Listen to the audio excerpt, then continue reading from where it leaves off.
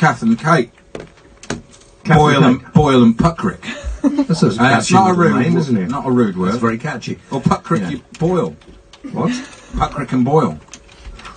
Boyle. There's that joke, isn't there? Nurse, I told you to prick his boil, not... There we go. Oh, there you go. Do you remember? And there's bubbling in between his legs. Wow. Oh, dear. You know that joke? No, I don't know that joke. I've never... You know what I mean? Do you not think really we should go out on more of a high than this? I think it was a Mel Brooks thing, or was it on Woody Allen? I don't remember. Yeah. I don't remember what you're talking about. You're just sort of walking He goes on. into the nurse and he says, nurse, I told you to prick his boil, not boil his... Do you know what I mean? You get it now. I haven't said the bad bit though. You already said it. Oh dear, well at least you've cheered me up. He's going to say it one more time before the end. On today, so you have cheered me up. That's one good thing. Tomorrow I think I would like to actually, I'm going to finish in a minute. Tomorrow I would like to progress the thought that we should be leaving the UN Human Rights Council. I think America has done exactly the right thing. And I think we should progress that along a little bit. But in the meantime, I've got no out time here, so I'm just waffling on that. Katherine is here in Verian Lee with her guest, Katie Puckrik, and they will be here through until 1 o'clock in the morning, when, of course, our good friend Mr. Paul Russell will be back. Fantastic show, yeah. We'll be back at 7 tomorrow if we are still allowed in the building, and after that joke, I'm not sure we will. I've lost my phone. Let's go! Yay! Yay! Hello. I heard exactly what you said. You can say prick his boil. If you just use a few rude words, she'll go away. Oh, hello. Hello. Could you please return the mic? See, I like that one. So we're more expensive if Where's the other one? Yes. Have a good one, man. Well, let's see. That would be good, yeah, it would be good. Still filming us again. Can't stop. It's going to be good, yeah. Can't stop. Good to talk to you. Thank you very much. Keep your time. See you later, Spuggers. Of course, I know it was just any time you're lap and weir, It's sort of gone viral. It better not go anywhere, never mind viral. Where does this go? There's cool. Let's get you on this and... I assume this isn't yours, is it? No! Are you sure? Yeah. Where does he put this? No. Forget the red cards, forget the mishandles, forget the brilliance, forget being an underdog, forget every game that has gone before, because all that matters is I extended too soon. The 2018 FIFA World Cup continues today on ITV. If you're looking for a credit card with a credit limit of up to £1,500, go to askocean.co.uk. Right, let's see. And see in Let's see. seconds if you'll be accepted Are we for too- an we're Ocean too little? credit card before you apply. Check if you want to fetch your credit rating. So it's a no-brainer. Find out if it's a yes. Go now to askocean.co.uk. 39.9% APR representative variable. Intended to lend to a credit broker. Capital One is the exclusive lender. There we are. Yeah, you're in. Look who's here! Free tickets to Warwick Right, Castle let me worth turn over the £50. telly off because I'll end up watching it. Huzzah! Simply collect 9 codes inside the Sun to lay claim to yours.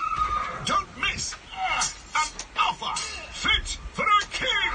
Starts this Saturday. The Sun Super Days. They're free of charge. Are you packing your laptop 1, 2, into music? 1, 2. No. Music's always best when it's live. Same as Sky Vegas bonus time. And that baby's live right now. Between 9 and 11 every night, our unmissable bonus game is guaranteed. Thank you. Thank you. Anything you need, please just shout. It's all good. Thank you. Probably won't need to talk back, but is there any reason you'd want, like, is there anything you need? Or, No, or if I do talk back, is that going to... I'd rather you didn't. Yeah, put it in the headphones if you don't mind. When time stops, stop. Afternoons with Jamie East on Talk Radio. Embark on an one-afternoon odyssey into a virtual adult Look at this. playground. Weird sitting in this Broadcast at the intersection of the near future and the reimagined past. Eastworld with Jamie East. Tomorrow afternoon from 1 on Talk Radio. A world of adventure. Mad props to the West Wittering posse. A world of fantasy. Is there anybody out there? Is there anything out there? A world of age-inappropriate So where are the headphones? How much flack have I had this week for the clothes I wear? Eastworld with Jamie East. Tomorrow afternoon from 1 on Talk Radio. I'm going to turn up in a nappy next week. Listen without consequence. Across the UK, online and on DAB. Talk Radio, on the hour news headlines. Good evening, I'm James Niche. President Trump signed an executive order designed to keep migrant families together at the Mexican border. His immigration policy had led to thousands of children being taken from their parents and detained. Some were put in cages. This is one that has been going on for many decades. So we're keeping families together, and this will solve that problem. At the same time, we are keeping a very powerful border. The families of patients who died prematurely at a hospital in Hampshire have called for prosecutions after a damning report. It found 450 mainly That's annoying. How does he do this? After they were given strong painkillers with no medical justification. The former Bishop of Liverpool, James Jones, who led the inquiry, says it's clear action must now be taken. Like the panel, together with the families, you and the general public will ask, how could the practice of administering opioids in this way continue and not be stopped by the health system and by the various police, regulatory and inquest processes? Canada will legalise cannabis in October. It'll be the first G7 country to do so. In the UK, a review was announced yesterday by the Home Secretary into its medicinal use, but not for recreational use. England manager Gareth Southgate dislocated his shoulder. He fell over while out for a jog near the team's hotel in Russia. And authorities in Mallorca have put up dozens of posters warning tourists of heavy penalties if they're caught behaving badly. Holidaymakers can be fined £440 for drinking in the street, stripping off or shouting. The council in Magaluf says they're aimed at young people and have been printed in English and Spanish. Your weather, dry night for most areas, clear and cooler than tonight. Tomorrow sunny across the UK. Across the UK, online and on DAB. Talk Radio. Get more passionate debate, more outspoken opinion, and more digital debate for the UK. Your voice counts. Get it heard on Talk Radio. We'll get you talking. Hey, that's me. It's Katherine. I'm here for Iain Lee. Obviously, he's away living it up in New York City. And in the meantime, it's me and you, Katie Puckrik. Yes, the way God meant it to be. Oh, my goodness, didn't he? Yes, here and queer. Well, not yet, but I'm open to all the possibilities. Well, we can talk about that in a bit, because you are, at the moment, actively looking, aren't you? I'm actively looking for some sort of socializing in the monkey business department, you might say. But to paraphrase Sarah Silverman, the American comedian, I wish I were cool enough to be a lesbian, but I just like boring old swear word for a wiener. Okay, you get my meaning. Well, speaking of which, we've got Alan Caddick on the line. Do you want to... Have you met him before? No, but I'm looking forward to it. Okay, well, this could be the one. Okay. Evening, Cads. All right, what's going on? Where's the governor tonight? He's in New York City. Well, he's probably on a plane. I want to go to New York. Yeah. He's gone to New York to watch those monkeys. Is it Davy Jones? Davy Jones died some time ago. He's in a coffin somewhere. Peter Tork? Beg pardon? Peter Tork, yeah. Yeah, Peter Tork. Is he going to be part of it? Or is it just Mickey and Mikey? Yeah. Mickey DeLand and Mike Naismith. The ones, yeah. You got any stats on those guys? I only know the TV show they did back in the 60s. Everyone knows that, Caddick. This is not usual standards. The Christmas one. Mm-hmm. That's my favourite episode of the Monkeys TV show. Okay, well, good to know. Christmas is always a good time for TV shows, of There's course. always capers and japes happening at Christmas time. Well, like I say, if you want to talk about anything you want, because this is a show where anything goes, 0344 499 1000. Speak daily, she'll call you back. She will. You know the score. Thanks very much, Caddick. I think your work here is done, my friend. Okay. That's how it goes, Katie. My God. How come he was so, quick off the trigger? He always is. He's waiting. He's got his finger on the button. Yeah. I think we're on his speed dial. All right. We may be above his parents. And we're certainly the people he phones every night about 5 to 10. He wants to be the first one on. Oh, well, he's a winner. Yeah. Fantastic. I love his consistency. Absolutely. If you want to be the next man off the... What do you call it? I don't know. Cab off the rank? Cab off the rank? If you want to phone us up, is what I'm saying. Chicken off the hen house? 0344 499 1000. And here is Robert. Oh, is that you, Catherine? Yeah, is that you, Robert? Yeah, that's me. Am I the first caller tonight? No, I'm afraid you're not. You know who the first... I'm gutted. But never mind. The point of discussion is, on Monday, you had somebody phoning in. Yeah. The gay lad. He was a victim of a hate crime. Yes. And, well, I just wanted to know how's he going on. I'd love to know how he's going on. Did he not phone back? No. What, did Iain not ring him back? No, because it's a phone-in show.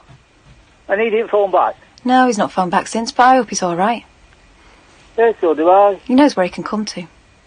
Well, yeah. So you're in charge for the next 4 nights, then? I am, yeah. So that call... Have you got plenty of ideas? I've got none whatsoever. Have you got any?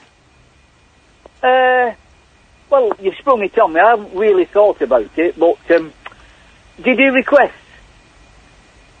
Request for what? Musical request. What? Like we can burst into song, maybe. Do you know Midnight Rambler, the Rolling Stones? No, how does that go? You could do that round about 12 o'clock. How does it go? The Midnight Rambler. Midnight Rambler. You heard about the midnight? Yeah, I know. It loses something in the translation when it's not Mick Jagger actually singing it. It does when it's just Robert. But Robert, that was a lovely try. No, it's pathetic. Well, I was being kind. He's calling a spade a spade. I like his candor. No. You've got to be realistic in this world, haven't you? Yeah. Some people are brilliant, some people are idiots, and unfortunately I'm not brilliant. So what does that leave me with? Oh, Robert. I think you're right in the middle of those two extremes. No, I don't want to be in the middle. You get knocked down there, don't you? You never be in the middle of the road. You always get knocked down. Yeah, it's a fair point. So it's a pity about the gay lad. I hope he's all right. Well, I hope so too. Maybe he'll give us a ring tonight. Yeah, tell him, give us a ring. Tell him, give us a ring. Give us a ring if you're listening, because Robert's worried about you. Thanks very much, Robert. 0344 499 1000, and we have Gavin in Bishop Stortford. Hey, Gavin. How's it going? I'm all right. How are you? Yeah, not so bad. I noticed you've got Katie Puckrik mooching along next to you. Yeah. Yeah. Does she remember the time that she introduced George Best to Richard Ashcroft? Hang on a minute, I'll ask her. Do you remember the time that you... Sorry, I didn't know you were both on the same... Introduced George Best to Richard Ashcroft? Well, I don't remember that because I don't think that was me. Doesn't think that was her. Oh, no, I am waving back, yeah. So when did that happen in your memory? And George Best, actually, Katie, I'm pretty sure you invited George Best to go and see the Verve. That sounds like an enchanting evening for all concerned, but I don't think I was there. I've never met George Best, and I've never met Richard Ashcroft. But it does sound like a fever dream. Are you sure this isn't just something that... I'm pretty sure, because you introduced George Best to the crowd, and he said, if I could sing like that and I was 20 years younger, I'd like to sound like this man. Huh. And then you brought him on to introduce Richard Ashcroft from the Verve. Well, the only thing that is ringing a ding-dong for me is bringing on Oliver Reed and then having him sing with the Lemonheads. No, so it that's... certainly wasn't. No, But footballer-wise, I don't think I've ever met a footballer. Barry... you must have... well, unless I've got it completely wrong. I think you might have, Gavin. I'm going to look it up. To George Best. Well, as you're speaking to the person who didn't do it, then I think you might have got it a bit wrong, Gavin. Yeah, I haven't really got too many legs to stand on. No. I wonder who did it. Was it? It wasn't Amanda Academy, because that was before her time. Would it have been Danny Bear? Well, Amanda... I wouldn't have thought... No, it was... Because it was in some... It was in some nightclub, and the Verve were playing really loud, and George Best was introduced, and he said, I'd love to be able to sing as Yeah. Well, I know. I've got the story. And it was. Yeah, it wasn't me though. It wasn't me. I just typed it in. I just, entered it into a search machine. It's not spitting anything out. So, I don't know. It was one of those beautiful dreams. I think that you ate too much cheese one night, probably at 11:55, and this is the result. And it is very colorful. It was. What a glorious dream, Gavin. I know, and I shall go back to it. Okay. All right, well, if you get any further information, or perhaps I've had my frontal lobe removed and I don't know what I'm talking about, come back to us. Or maybe he just wants to tell you the story again. I know. And you'll remember it wasn't me. 03444991000. Thank you, by the way, to everyone who's been sending messages of support. That's great. People are all excited. But you know what would be better? What? Get on the blower. Get on the blower. Don't be shy. Let your fingers do the walking, and then let your mouth and lips do some flapping. That's an excellent idea. Yeah. You had some stuff you wanted to talk about tonight, didn't you? Oh, it's nonsense. It's all ridiculous. I am childish, and my imagination gets captured by things that are puerile. So something that I've been enjoying. This is so bad. I'm like basically, I am a grown woman to all intents and purposes, but really I have the emotional capacity of a goth-loving 13-year-old girl. And so I've been enjoying stories about reticulated pythons swallowing people whole. That's just something that has galvanized me and caused me to be stimulated. This is a thing I saw in the newspaper the other day. Well, a newspaper, like a website. And the really great thing about them these days is that they give you the explicit imagery without you having gone looking for it. So it was straight there on the front page. Yeah, it's like right there. It's always a... They kind of pixelated it out, but you could see that this woman was not very well inside that python. Yeah, there wasn't a whole lot of shaking going on in that department. But, this lady in Indonesia had gone out with her machete and her flip-flops to do a little gardening in the backyard, and a python, did the whole surprise. And one thing that is sort of okay is like there's not a lot of chewing and like ripping limb to limb with pythons because they're all about the strangulation. Mm-hmm. And so they do bite though, don't they? Well, they probably do. Those teeth are used for something, Catherine. But they do the whole, they snuggle up, they do a little spooning, but untoward, a little Me Too, #MeToo spooning that is not solicited. And they squeeze all the air out of you. Top tip, this is my pro tip, maybe just hold your breath, like keep puffed up and don't exhale. Maybe you can trick. Because once the breath is out there, it's not going back in. It's not going back in. Anyway, but to cut a long story short, so it squeezed her to death. That's not so good. But then the fun part is, then the python just sucks her in like a ramen noodle. And then, it's like, hey, whatever happened to Betty? I don't know. And then they go in the backyard and there's her machete and flip-flops, no Betty. And then, a mysteriously bloated python around the corner with a Betty-shaped bulge in the middle. And sure enough, they cut it open, and there she is. God. But that wasn't actually, R.I.P. Betty. That's not so good. But the story that caught my eye, you know how they link to, like, if you love that story... You're going to love this one. You're going to love this one. So I went to another one that was set in Florida many years ago. And it was a Burmese python that had been let loose, run free Burmese python in the Florida Everglades. And it was a total, like, Godzilla versus Mothra, Japanese thriller showdown where the Burmese python got in a head-to-head, toe-to-toe situation with an alligator. So it was like a 12-foot alligator versus a 13-foot python, and the python did swallow the alligator, which was great. Like, it's so cool and so handy for packing carry-on luggage, because you just slot one inside the other. It's like Tupperware. You just slot one inside the other. But then the brave, almost dead alligator had a little life left in it, and he did one last triumphant kick, and he exploded the python from the inside out. So it was like a pinata, an animal pinata. Right. So the python, like they found this exploded python. The head was missing. Python head was gone. But then like alligator legs sticking out. And it was just like a Frankenstein animal parts scenario. Right, I've got a phone in. Okay. It's just come to me. So, what can't you eat? 08344 499 1000. What doesn't agree with you? When was the last time something exploded or made you explode? Give us a shout. You can also send us a text message to, well, you can send us a text message to 87222, and you have to put talk at the beginning of that with your message, and that'll cost you 25p per message on top of your standard network rate. Or you can tweet us at Talk Radio, but actually it's probably easier if you at Flippin' Calf. That's me, FLIPPINKATH. And what's yours, Katie? My what? Your Twitter. Oh, it's just Katie Puckrik. Oh, she got in there early. Yeah. Let's have a word with Matt. He's in North Wales and he's actually on line 1 now. Hi, Yes. Matt. Evening, ladies. Hey. How are you? Hi. What's going on? Good, good. I've got a little Python story. Oh, good. See you there. Yes.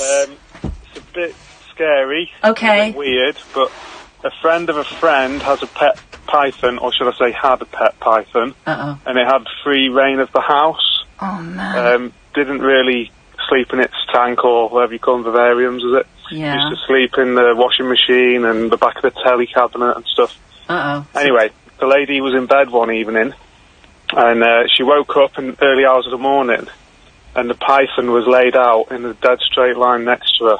Oof. And it was sizing her up. It was like, let's see, she's this long, I'm this long. Could be a nice, snug little fit. My God, why the hell was she not putting it back in its tank?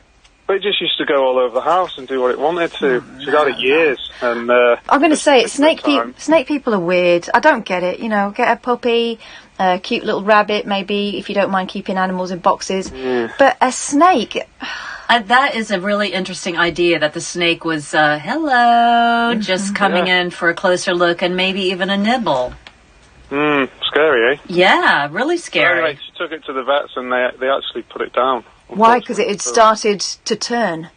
Yeah, must have. I don't know, maybe, that might be a little a preemptive strike, because maybe it was just, it wanted to get close to her. Yeah, a little stretch, a little spooning situation. Snuggle, afternoon delight. Oh, God, no. Snakes. No, that was all. What can't you eat, Matt? What can't you eat? Can't I eat? Yeah. Hot curries.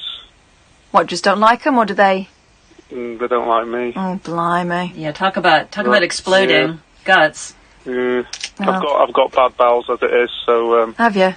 Doesn't help. No. Bowel disease. No. Oh God, no! I wouldn't tempt fate with that one. Ring of fire. Literally. Yeah. Thanks for ringing with your delightful stories and your bad bowels. I appreciate it. Cheers. Bye. 0344 499 1000. Kyle can't eat eggs. Imagine not being able to eat eggs. Eggs are in everything. Just eggs when they're like, hi, I'm an egg, or when it's cleverly disguised in a cookie. I have no idea. Or ice cream. Kyle, give us a ring. 0344 499 1000. We need to explore this egg problem further. I've been eating a lot of eggs recently because I'm trying to like sort my diet out because I eat a lot of crap. Do you?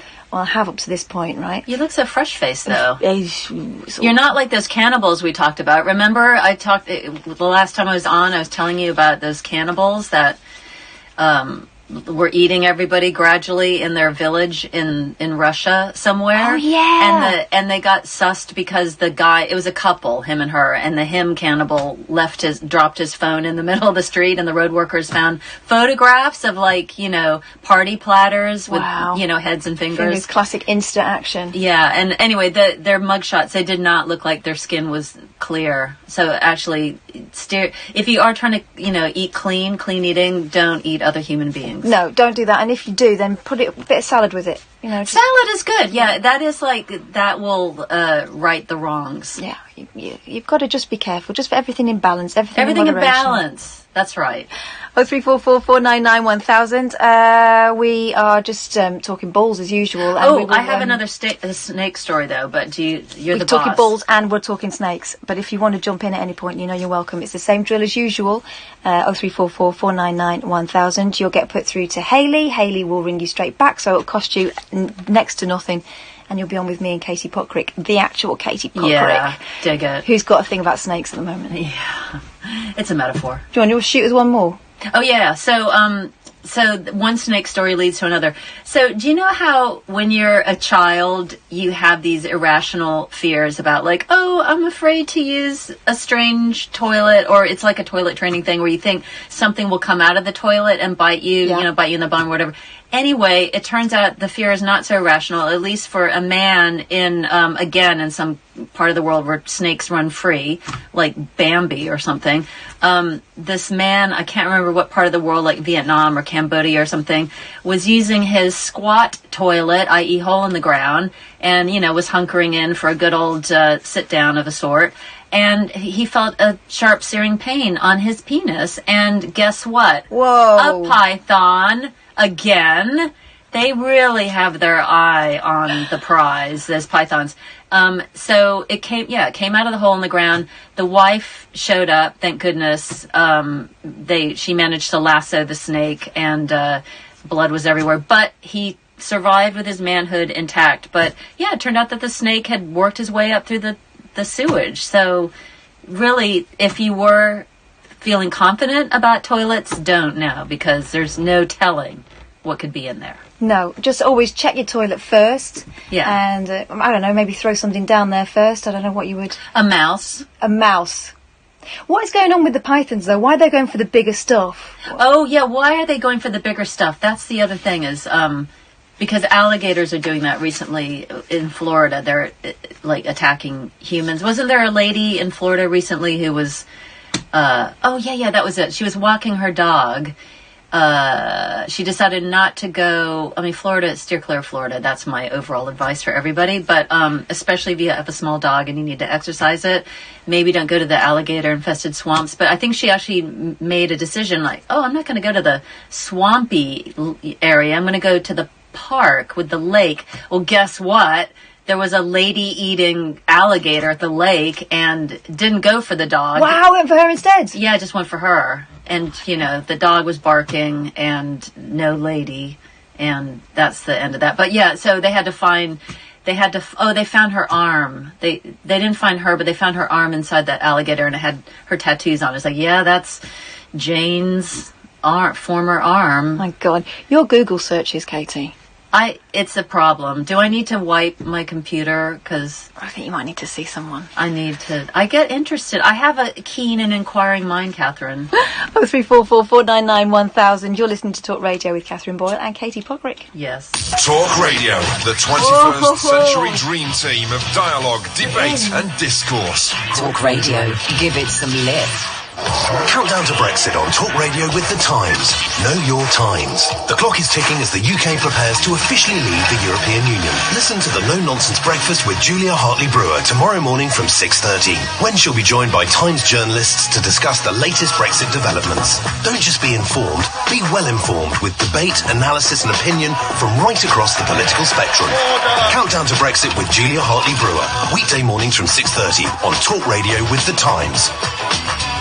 Let me tell you about Sky Entertainment. And let me tell you about Sky Broadband Unlimited. Because whether you're an existing or new Sky TV customer, you can bring them together. And save over 30%. You'll enjoy the latest big screen dramas and catch-up TV. And we'll never slow you down with our unlimited broadband. All for the new low price of £38 a month for 18 months. Including line rental with a set-up fee from $29.95. So bring them together and save over 30%. Search Sky Offer. Hurry. Offer ends 21st of June. Kit loaned at no cost. Separate contracts. TV £20 a month for 18 months. Broadband £18 a month for 12 months. Compares prices after 18 months. TV £25. Broadband £30. Sky Network areas. New broadband customers only. At Green Flag, we think the AA are great. They've won bucketfuls of awards. They'll give you unlimited call-outs when you get in a pickle. Pickle. And they cover 100% of the UK. Very good indeed. So why do we think that is so great? Because Green Flag do all of this too. And we'll have your AA renewal quote. Green Flag. Common sense to the rescue. There may be a charge for call-outs with the same problem. Savings based on our closest equivalent UK vehicle cover for vehicles 10 years and under. T's and C's apply. Up here on Ben Nevis, it's millions of years since the volcano was active. But Sky Vegas bonus time, well, that firecracker's active right now. Between 9 and 11 every night, our unmissable bonus game is guaranteed to trigger in Sky Vegas bonus time. Only at Sky Vegas. Unexpect more. 18 plus, ends 3rd of July. Customers must be playing when bonus games randomly triggered. Minimum 20p stake. 3 spins must be claimed and used by midnight. Eligibility restrictions and further T's and C's apply. BeGambleAware.org. When the fun stops, stop. The mother of all radio stations. Talk Radio. We'll get you talking. So you're listening to Talk Radio. I'm Katherine Boyle. You'll probably recognise my voice, even though it doesn't speak quite so often normally on a weeknight. But I'm normally in with Iain Lee. He's away living it up in New York City. And so, while the cat's away, the mouse has got a mate round. It's Katie Puckrik. Yeah, the mouse has her favourite little kitten coming in. We have had like a really fun evening. We went out for a meal beforehand. I ate with chopsticks, even though I'm not massively confident with chopsticks. Did you notice? No, I wasn't actually judging you. I wasn't aware that I was supposed to be assessing your chopstick competence. No, I feel really proud of myself. I didn't ask for a spoon. But we had that big bowl of mush, and it kind of all sticks together anyway. Yeah. So it's not like you needed to be that slick with your chopstick skills. Even so, I'm claiming a little victory there. Yeah, no, it was good. You were convincingly cosmopolitan. Oh God, I'm passing. Yeah, I'm totally passing. Let's have a quick word with Gary. In fact, he's calling himself Gary, but we know him as Gatford. Word up, Gatford. Sup? Yeah, what's going on? As the kids say. Loving the work. I can't eat salmon. Why? I once ate a bit of salmon with a huge bone in it, and from now on, so I don't eat salmon because I'm worried about the bones, and I don't really like it either. But I'm seriously worried about bones and swallowing and choking and dying. So it's become a psychological thing. Yeah. But wait, what did the bone do to you? Did it get lodged sideways in your esophagus? No, but it made me. I can't remember if I was ill, threw up or anything. I think I just didn't like it. You know, it sort of lodged in the throat. It was like a fur. It was like a fur ball. You just kind of like horked it up a little bit, and then left the salmon and removed myself from the dinner table. I've noticed there are two kinds of people in this world: people who'll have stuff like that happen to them and crack on and do it again, and those who will allow that to dictate their future salmon use. Are you saying I'm a salmon denier? I'm saying, is there probably something else that you don't do anymore that you did in the past, and you don't do it anymore because something weird happened? Is this a thing about my toes? What about your toes? I only have 9 of them now. Really? Yeah. Yeah. Is this something everybody except for me knows about? But no, I don't wish to think of it. It's just maybe some of the people in this forum would. But yeah, about a year and a half ago. No, just over a year. I had a toe amputated. Oh, I'm sorry to hear that. Unrelated to salmon. Okay. Well, you think that. It can't be, can it? Because you've eliminated that from the diet. Are you saying if I kept eating salmon, I may have kept the toe? Only you can know that, Gatford. Only you can know that. Oh, that's really terrible. Well, it is something to think about, but it's probably no point thinking about it. You're not going to grow one. You might grow one back. I don't know. I like tuna. Does that count? Yeah. Is tuna as good for you as salmon? Yeah. Isn't it good for your brain, tuna, ironically? Yeah, how are you eating it? Out of a tin or straight off the fish? Straight off the fish. Like a big lollipop. like a big fish lollipop. They're bloody massive tuna, aren't they? Yeah. They don't come in little circles like you'd think they would. I've never had tuna other than from a can. I've never had a tuna steak. Haven't you? No. Oh, I grew up poor. Well, I mean, but you're not anymore, Gary. Well. Okay. Well, you're not that, surely. Come on, you can splash out for one tuna steak. It's not payday till Friday. Oh, well, come Friday, it's going to be fish-tastic around your place. Yeah, fish around mine on Friday. Everyone welcome. And I've no python stories, but I do remember when I went to America, alligators we were going to Cape Canaveral, and the coach stopped to allow alligators to cross the road. Yeah, exactly. I'm telling you, Florida is a total apocalyptic war zone of prehistoric creatures who all want to eat you. Yeah. And like the guy was saying, because we were saying like, why if we stopped? He said, I'm not going to run over the alligator or go round the alligator. It might attack the coach. Really? Well, that's what he said. I don't know if he was joking. How big was it? It was a good 6 foot. Oh, you don't mess with those 6-footers. I went on one of those gentle bend type boats, ones that look like a hairdryer through the Everglades. Like you're in Louisiana or something. Yeah, but this is in Florida, through the Everglades, right? And it was it was terrifying and brilliant at the same time, and also disgusting because they kick up quite a lot of water and it goes in your mouth. Ew. And it's basically gator wee. So we were going through there, and they would pop up every now and again, and they're bloody big things. Yeah, they're tough and they're vicious. And the guy who was running the tour had this like little gator reserve. He called it a reserve, but actually it seemed like just a place for him to sit on them and point at them and generally show off how tough he was with a gator that had its mouth bound. Oh, okay, I was going to say. And he had a sticker I'll never forget. It says guns, gators and God. Cool. In that order. Yeah, that's where he was going. Gators first. God bless America. Yeah, God bless America. No, I'm with you. When you went on those ones, did he have like? Because I'm trying to think of like a television show with like one of those boats on it. I can't really think of one, but I'm thinking. Did it have like a stick to drive? Yeah, I think it did. I don't think it had a steering wheel. No, because they just have like some sort of like gear stick that you just go left and right and. I believe they call it a rudder. Something like that. Yeah, it did. And then a bloody big fan on the back. Yeah. You know what I'm talking about? I know exactly what. I could draw you a picture and send it in. How about that? Okay, well, you get on with that and I'll speak to Dave. Hello, Dave. Meow, meow, meow, meow, meow, meow. Meow, meow, meow, meow, meow, meow, meow, meow, meow, meow, meow, meow, meow, meow, meow, meow, meow, meow. Meow, meow, meow, meow, meow, meow, meow, meow, meow, meow. I love that song. Dave, I love that song. You said you were going to play it, and you played it. I did. Oh, you're a man of your word, and I love that about you. You totally triggered her there. She was Thank back. you very much. It's very lovely to speak to you. I hope you have a great show and a great few days. Well, it can't get any worse, and I'm on a meow, meow, meow high. I love that song. That ad that's reminiscent of my youth in America. And that was, it's an earworm. You're reminiscent of my youth in Britain. Oh, here we go. Here we go. Here we go. Oh, you guys had meow, meow, meow, meow mix here? No, we didn't. Oh. But Dave is about to put the moves on you, I believe. Dave, crack on. No, I'm not. My wife would kill me. Oh, okay. That's good. Actually, I was ringing up to talk. You know that I often don't listen to the show at night because I just don't have the opportunity. I listen to it the next day. And Iain was asking about things on the fringe that changed your life the other day. Mm-hmm. And one of the things that was on the fringe that changed my life, I just thought I'd share this story because there are people out there who are thinking, when will this wonderful thing happen to me?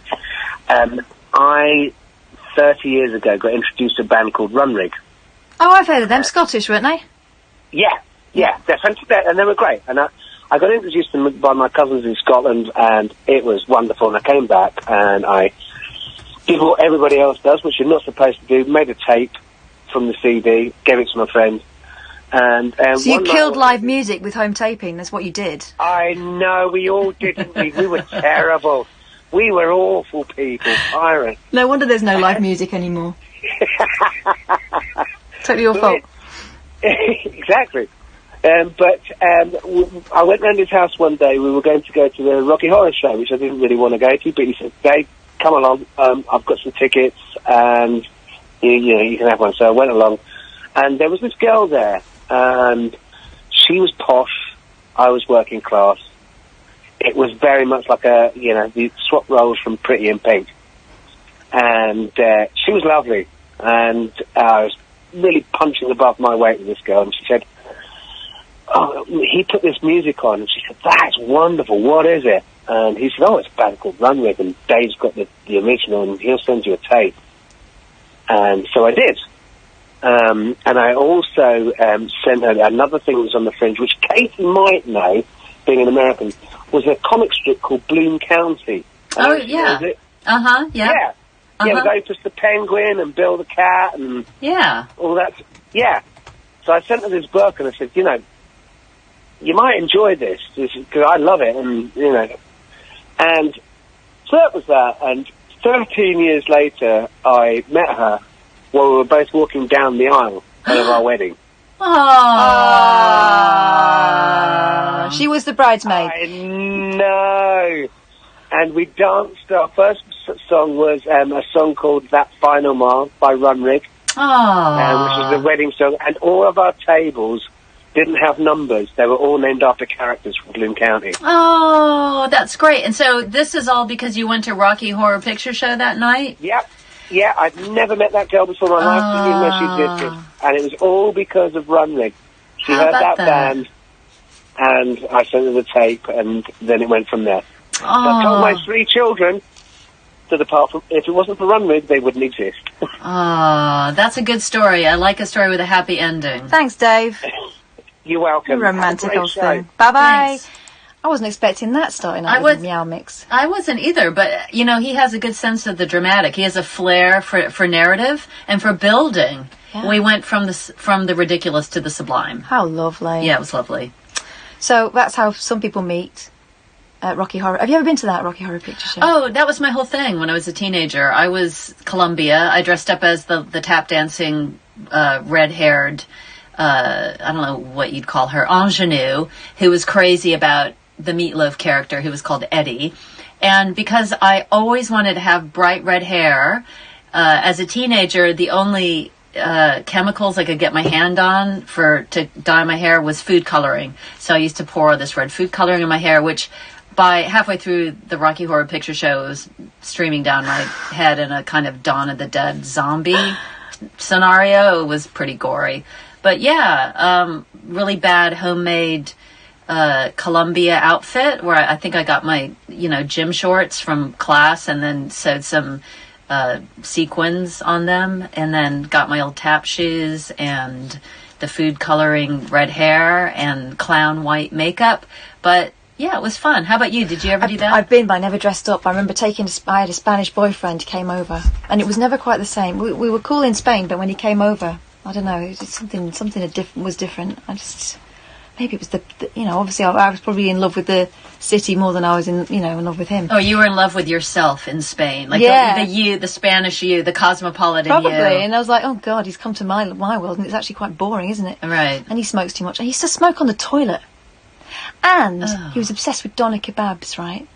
Because you couldn't get them in Spain. Yeah. And he used to buy 2. He used to buy one for his tea, and he'd put one in the fridge for his breakfast. Ew. The guy had to go. And he wore double denim.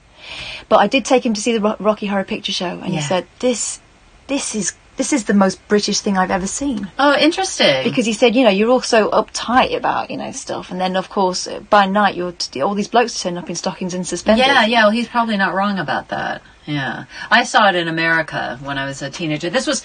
Actually, it was kind of a precursor to punk rock for American kids, or maybe it was the gateway drug to punk rock, because that was, 1 week I was standing in the queue with my little 16-year-old male friends who were wearing fishnets and clogs, because suburban teenagers couldn't get their hands on stilettos for men, so the best they could do were clogs with fishnets and suspenders. But then the next week, there they were in leather jackets. There we all were at the 9:30 Club watching punk rock bands. So, yeah.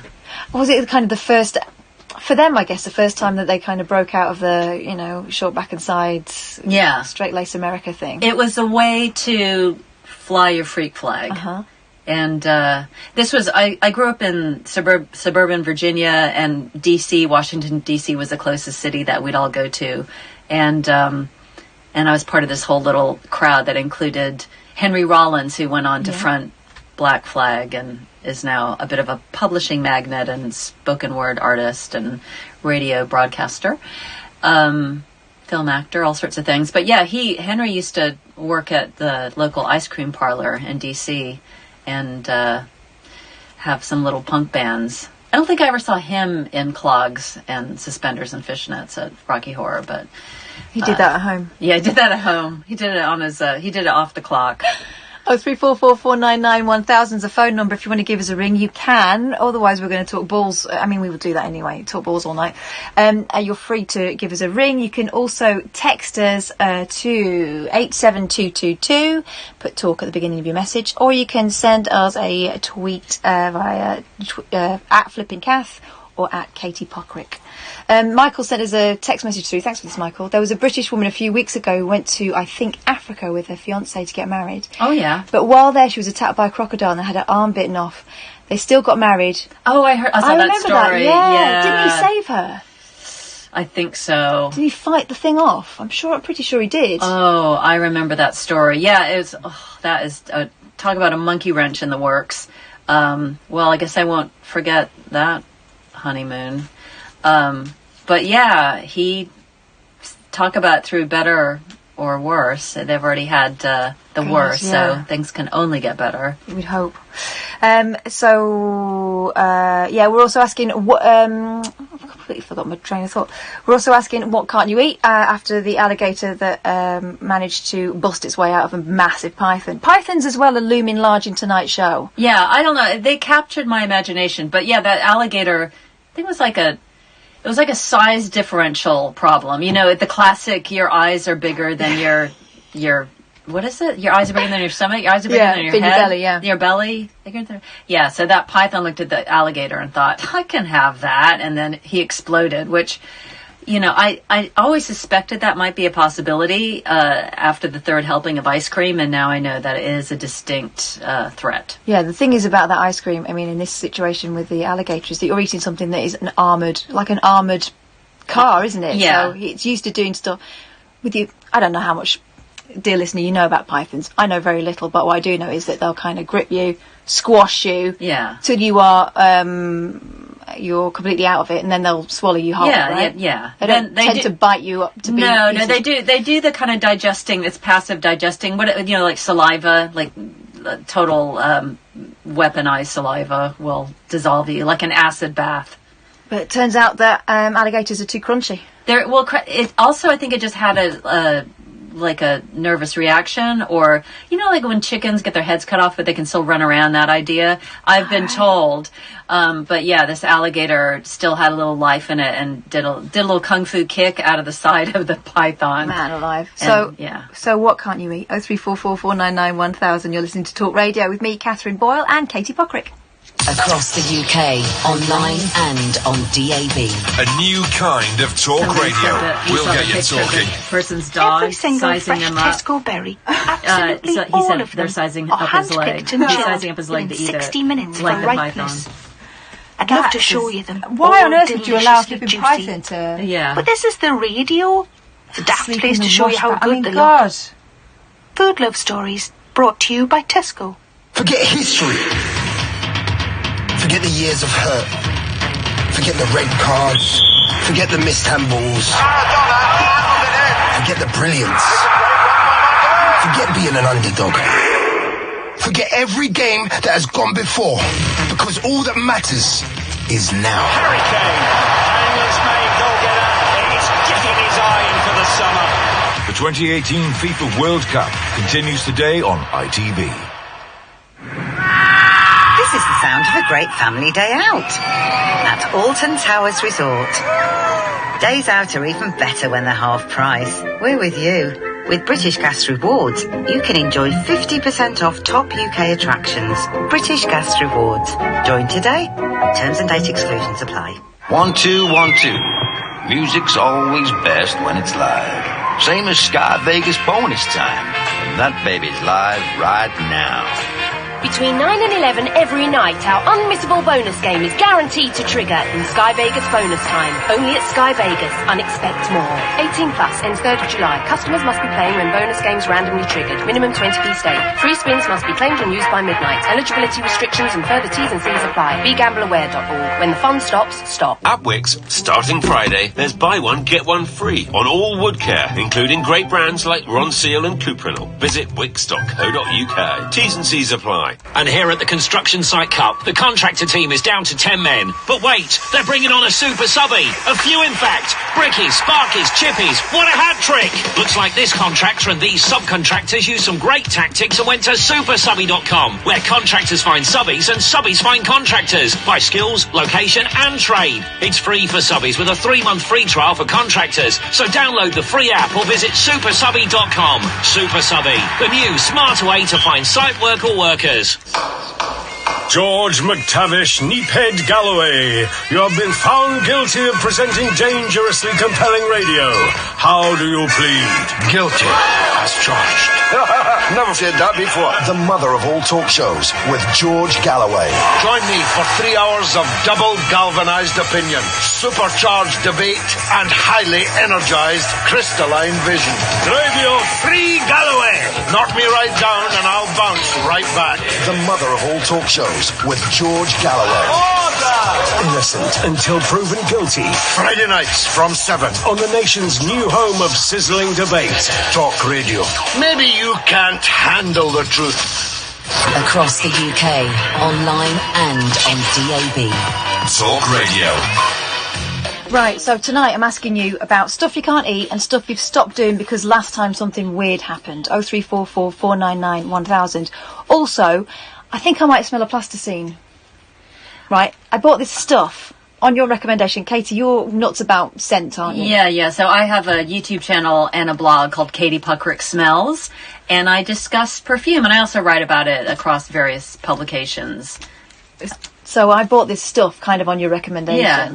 Molecule. I'm not blaming you. Yeah, Molecule 01, right? Yes. And I read all the... Did I tell you to buy that? I read one of your things. Oh, you read a thing. And I'm okay. highly suggestible, especially when it comes to buying treats, right? Yeah. And I had It's a good thing to buy. Okay, so what's your experience with it? What's your problem? Right, well, so I looked at the reviews first. Yes. It's really hard to buy perfume you've not smelt, first of all, isn't it? But I do quite like to take a punt now and again. Yeah, that's a good one to take a punt with. So I read the reviews, and this thing... Either people adored it, and then there'll be a couple of people going, this is a con, this doesn't smell of anything. Yeah, it's a bit Emperor's New Clothes. Yeah. So I'm wondering whether I've been done or not. No. Because the weirdest thing is, and it's not a cheap perfume. No. It's a lot of money, and I put it on, and the first experience was, it smells like I've just put vodka on me. Yeah, it does. It smells like rubbing alcohol. Yeah. And then I can't smell anything. Yeah, delight. Here's the thing about Molecule 01. It's made out of an ingredient. It's not technically one molecule, but it is one ingredient, and the ingredient is called Iso-E Super. And it is a fragrance ingredient that you can find in fine fragrances, perfumes, men's aftershaves, etc. And you can also find it in toilet cleaner and household products. And it is an all-purpose unifier. It adds sort of a velvety, woodsy, pleasing quality to any fragrance, and it is universally beloved. It doesn't seem to have a gender profile, so you wouldn't smell it and go, oh, this is a very masculine smell or a very feminine smell. It's just kind of a universal, you smell good. And if you were to describe it, you would say, oh, it's kind of like cedarwood, a little sandalwoody. So it's kind of woodsy, a little spicy, and perhaps a little musky, but it doesn't have great depth. It really is just an ingredient that is in virtually every single fragrance that you would ever encounter to varying degrees. And so Geza Schoen, who's the perfume mastermind behind the brand Eccentric Molecules, he had the brainwave, hey, it just smells good on its own. Let's just market it as, a one-size-fits-all fragrance. So it is kind of goof-proof. But the funny thing about it is this fragrance molecules are different sizes. So sometimes people are anosmic, meaning they can't smell a particular smell because the molecules themselves are too big to smell. And so that accounts for why some people can have a really strong sense of smell, because they can actually smell the different size molecules. So the case with Molecule 01, the fragrance that you're wearing, not everyone can smell it. So that's why it plays a little peekaboo hide and seek. But so you spread it on yourself, hoping to have a lovely sensual experience of it being in a cloud of your own wonder and delight. Unfortunately, you just don't have the ability to smell how good it smells. I can smell it on you. It smells great. Can you smell it, really? Yeah. Because I've been sniffing really hard, and all I can smell is a slight smell of plasticine, and that might just be where my kids have been touching me, because they always smell like a plasticine or Quavers. Your children are robots, and they're AI, and it definitely doesn't smell like plasticine.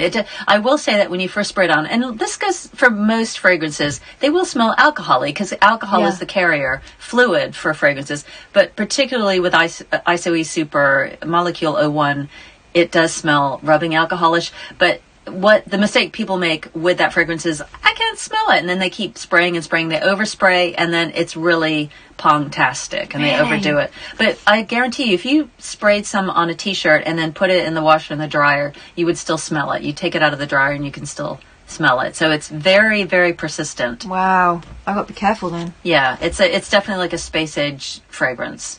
But it is, the thing that's good about it is you can layer it with anything else. You can kind of customize it.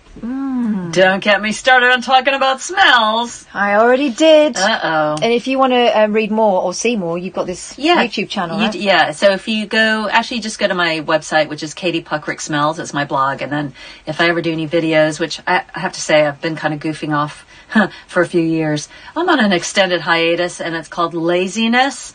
But still, I do crop up with articles and the occasional broadcast pontification on olfactory matters. So, Katie Puckrik Smells. It's not just, it sounds rude, but actually it's what she does. It's edifying people. Herself. I can't help it. It sounds a little fetishy, and possibly that's at the heart of it. But no, smell is interesting. It's above and beyond.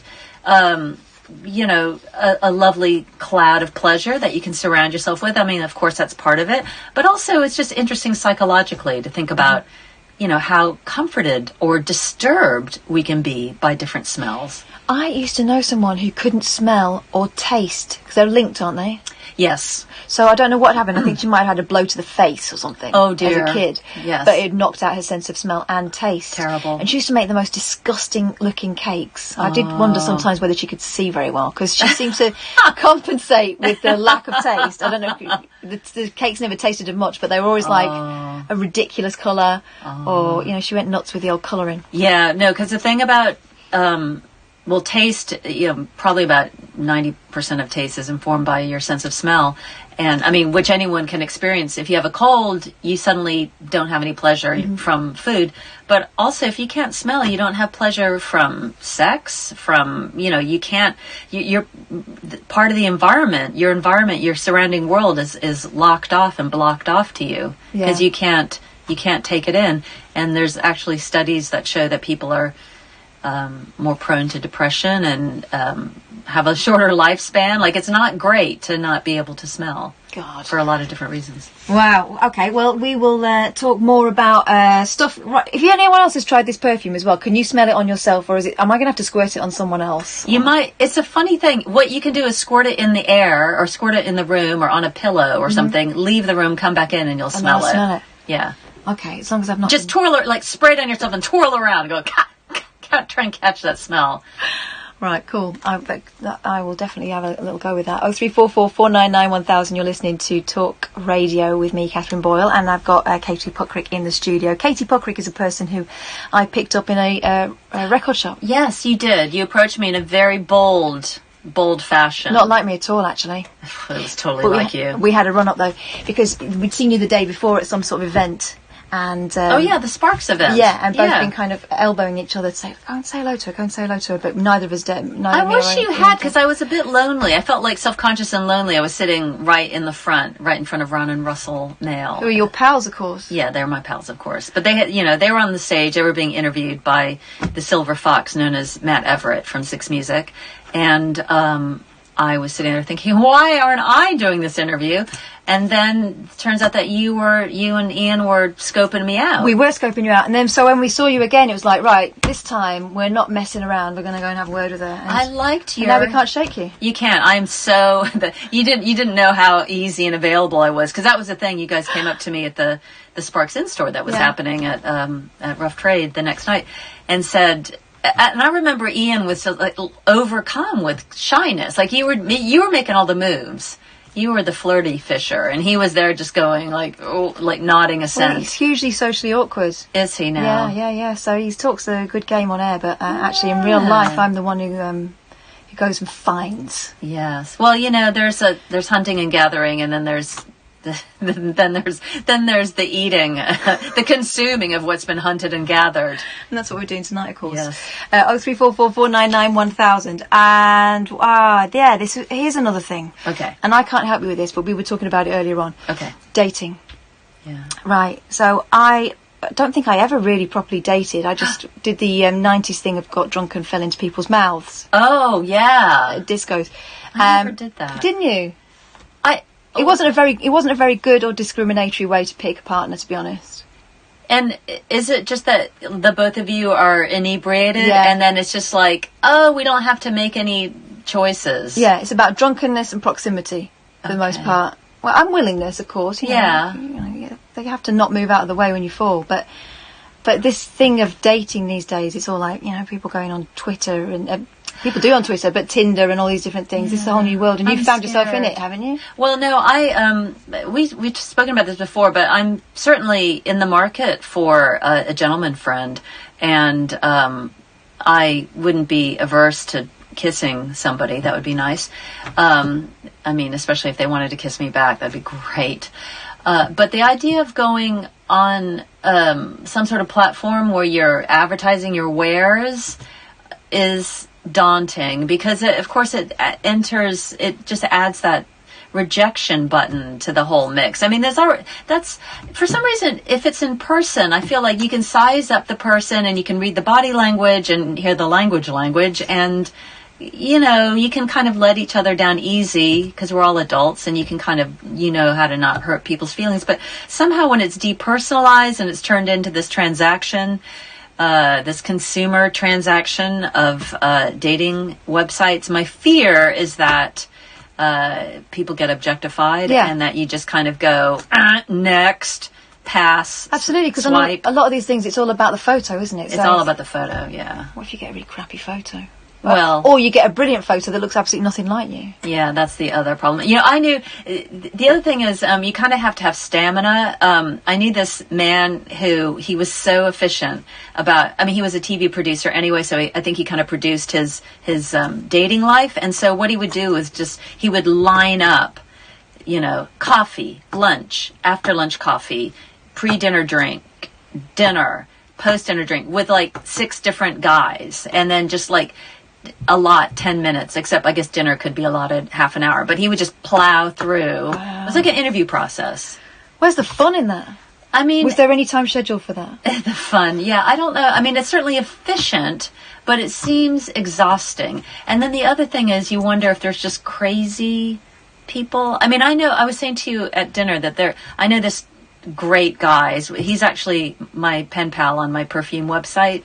His name is Dan, and he's handsome, he's rich, he's smart, he's a great writer, and he finds his ladies on the dating websites, and he's been with somebody for like 3 or 4 years now from that, but he's certainly found his fair share of crazy people who, like, you don't find out till you're in the sack, and then they're like, you're my mean dad, and they make him role play, and he's like, I don't really want to be your mean dad in this scenario, thank you. If you're listening to this and thinking, right, I've been there and I know more, because I can't help Katie with this stuff at all. I need help. 03444991000. Give me courage. Because this is this swiping left and swiping right and all that stuff. It's just it does seem really cutthroat. It's a little cutthroat, and then also just on the street, anecdotally, I hear people discussing it in a very brusque and brisk fashion, and then you hear the stories, like my girlfriends say, oh yeah, and then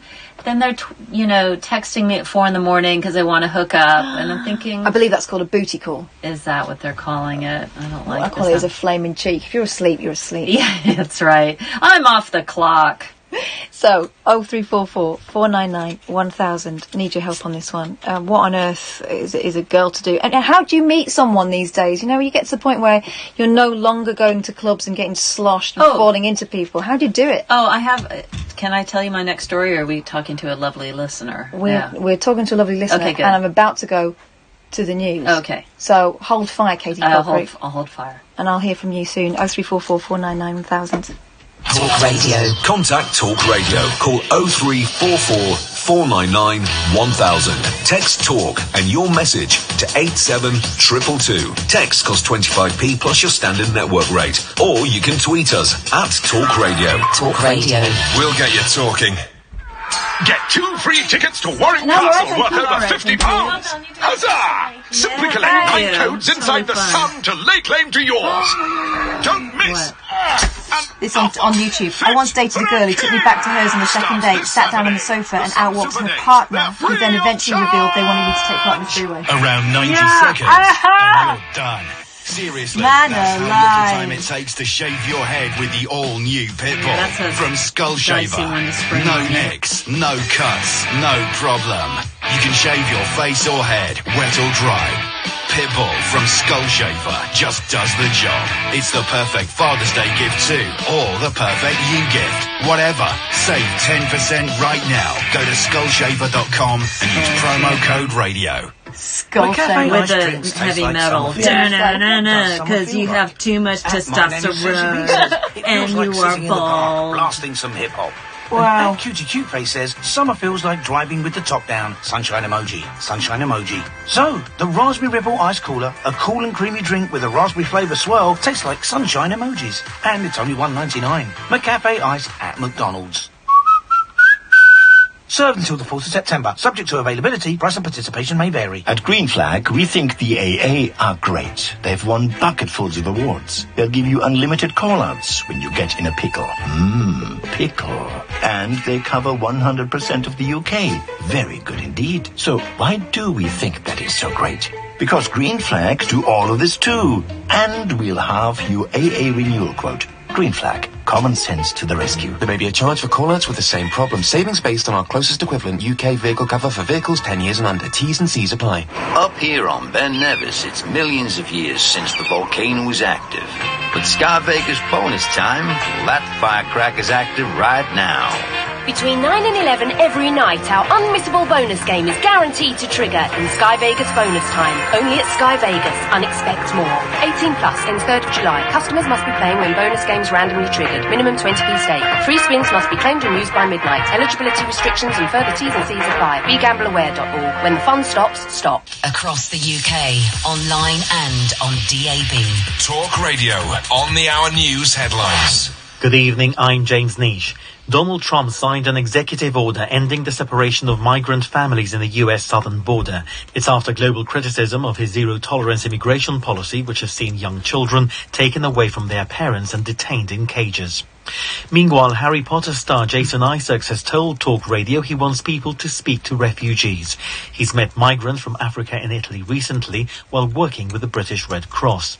Today is World Refugee Day, and Jason hopes to encourage people to put aside their politics to speak to those who've been forced to flee their homes. If you've got an opinion, whatever your opinion is, go and find out for yourself what these people are like as individuals and put faces and histories to the story so that when we're all sitting there and playing armchair politics, we remember who we're talking about. Reports found more than 450 patients died after being given powerful painkillers inappropriately at Gosport War Memorial Hospital. An independent panel said, taking into account missing records, a further 200 patients may have suffered a similar fate. Paedophile football coach Barry Bennell has failed to get his 30-year prison sentence shortened. The 64-year-old was jailed in February for 30 years for child sex offences.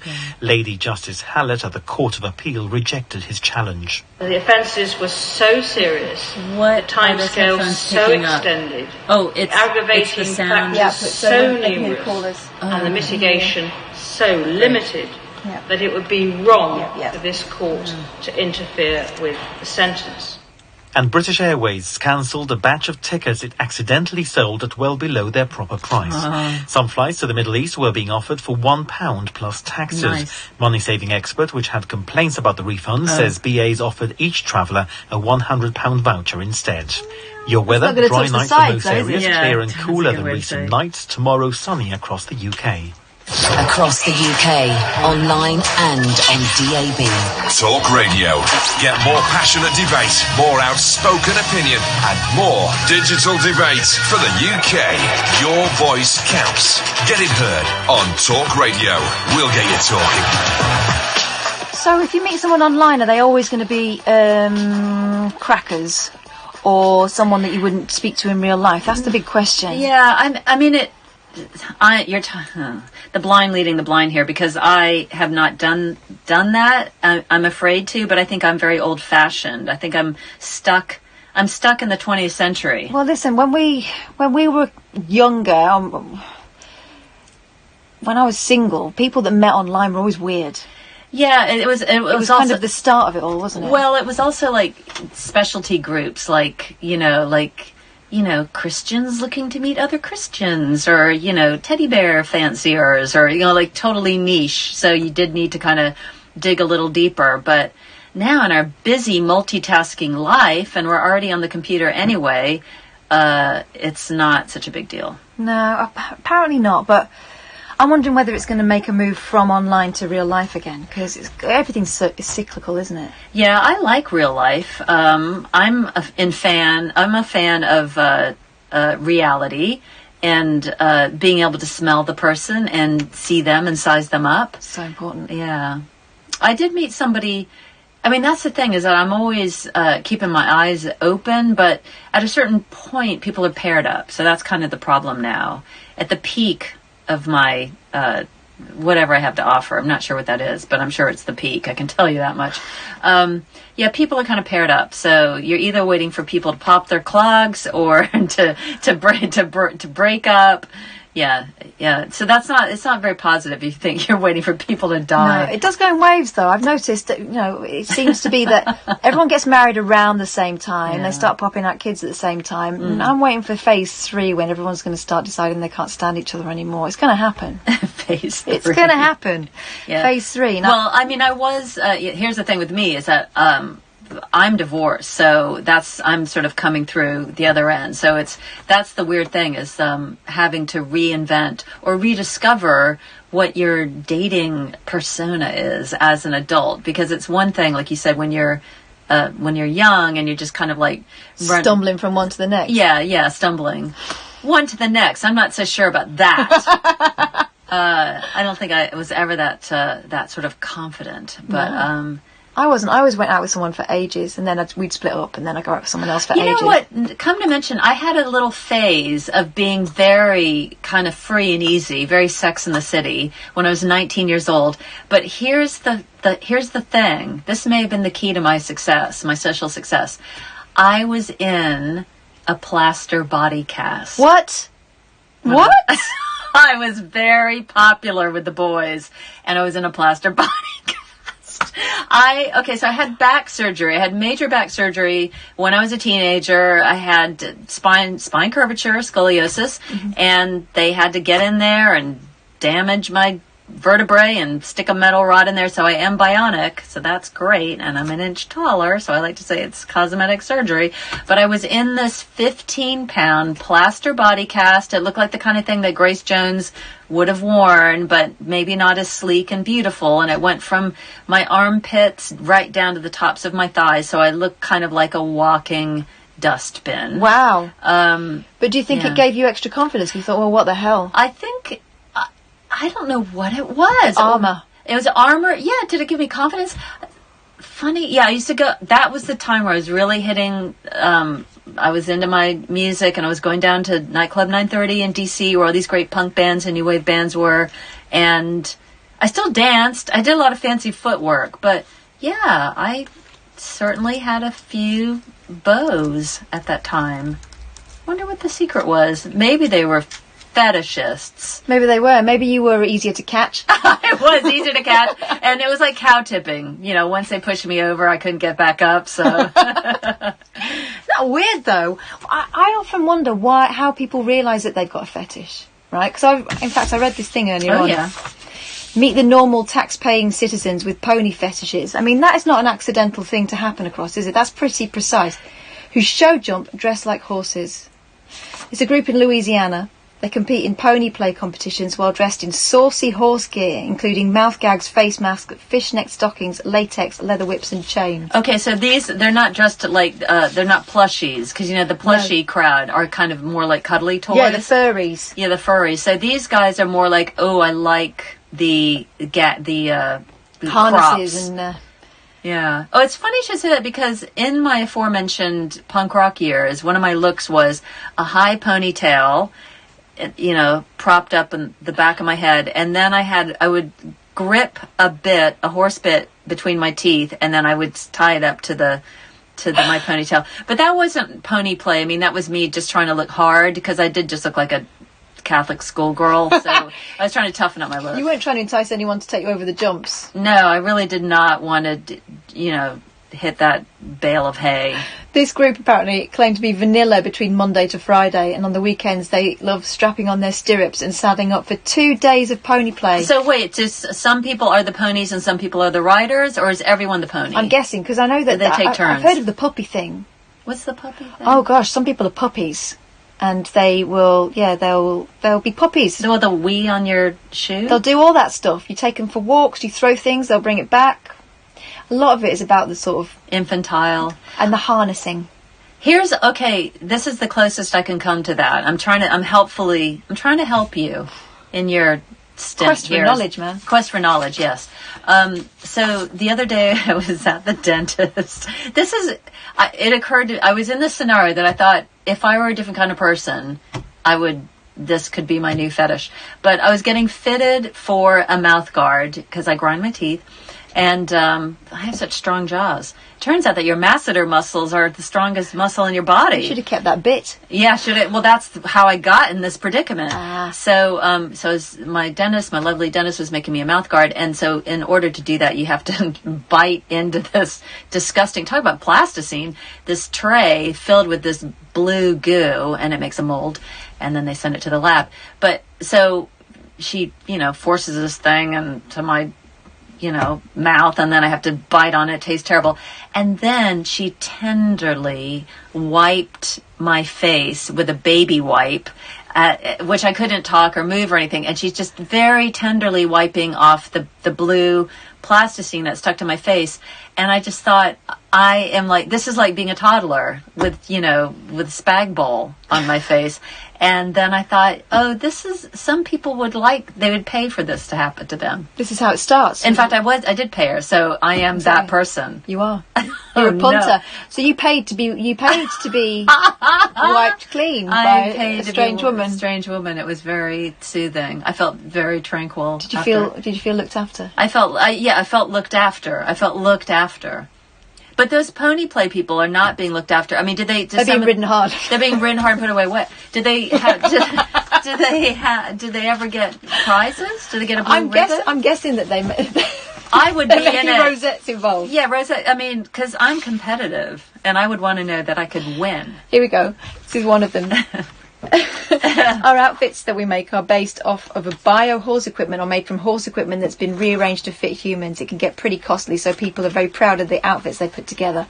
I enjoy kicking the cart and giving my rider a really hard time, so they have to try and get us to obey. I'm free. I run around, I gallop, I jump, I nuzzle, and I get the head scratches. Wow, they get it all. They like being naughty. That's They're being what it is, naughty. isn't it? They're being naughty. Being reined in. Being reined in, being dominated. Huh. That's so specific. That's very specific. I have a friend, actually, she's still my friend, but we don't do this thing anymore. But she used to have... God, where's this going? It involves ponies. My Little Pony. So she would stage in her apartment My Little Pony gymkhanas. And it was just an excuse for, like, lurid, boozy, girly get together and a few boys, but it was just a party, but it would have this weird theme, and I just figured, Biba's kitsch, she likes this kitschy stuff, but now maybe it's a little like baby pony play. Were you dressing up? No, we weren't. We were just playing with the dolls. We were playing with the My Little Pony plastic toy dolls that are ponies, and then it was supposed to be a gymkhana, but it really was just an excuse to eat too much. She made cakes. We ate cakes. Oh God, I'd be in there. Yeah. No matter how weird it was. But the fact is, come to think of it, for me, I would just put out some twiglets and, pop a couple of bottles of, wine or something. And she went that extra mile, so there might be something to it. That's the thing, is that you often... Didn't you have a story? I was about to say that there's scenarios that seem like, it's innocent or it's fine. You walk into it and then it's like a whole other thing. This was, where was it? It was on here, on YouTube. Thanks very much, by the way, to everyone who's having a good old chat on YouTube. Yeah. It would be lovely to hear from you if you fancy giving us a ring. 03444991000. But it was a guy on here, and forgive me if I can't find exactly who it was. And they were saying that they had a date. They met someone online. They met someone online. Okay. Second date, went back to their place. Their boyfriend came out of the room, and it transpired that it was all a big setup for them to have a threesome. And so it didn't happen, by the way. It didn't happen. He says he was surprised. Mm-hmm. So he went back, and it was a lady, and then another man came out, like, surprise. Yeah, I'm adding my ding to your dong. Let's make some music together. Yeah, it's. I don't think that's the way to approach such a matter. I don't know what the way to approach such a matter would be, but I'm pretty sure that surprise isn't one. Well, I've been in that scenario. I mean, I've been in the scenario where it's like, oh, I thought I was younger, more fresh-faced. I hadn't been around the block as many times. I hadn't had my pony play. I hadn't been forced over many jumps at that stage. But yeah, no, I was invited. I met a couple who were in the music business, and I was a young, starry-eyed performer, singer. This was when I first moved to Britain, and I was looking to get a record deal, and this guy worked in the industry, and he invited me over. Like, come over, and my wife and I will make you dinner, and blah, blah, blah. And that was that was kind. Yeah, that was all. It was so kind. It's so nice. Oh, wow, what a beautiful, nice house. And then the night wears on, and then they start remonstrating with me, like, oh, no, you can't go home now. It's too late. You just stay here. And then I started to get a weird vibe. Like, no, I'm really happy to just get on a night bus and go home. And then, yeah, it was really strange. I was not amenable, but and then he insisted on driving me home, and then he was a bit handsy. Oh no, man! But I got away. That was fine. And then that was when I was a struggling young artiste. And then a couple years after that, I got a job on television. I was sort of overnight famous. I got my first TV gig presenting The Word. And I actually then had a job presenting the very first Glastonbury, which was on Channel 4.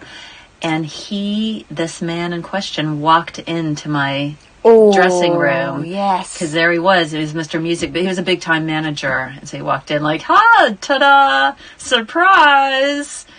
And it was kind of interesting, because then by that time I was much more assured and was able to dismiss him with a very cool, accomplished demeanor. Wonderful. Was it great? It was great. Yeah, I felt empowered. Yeah. That's so good. When you're younger, but there's been a lot of talk about, kind of Me Too and people realising they're in situations that they hadn't bargained for.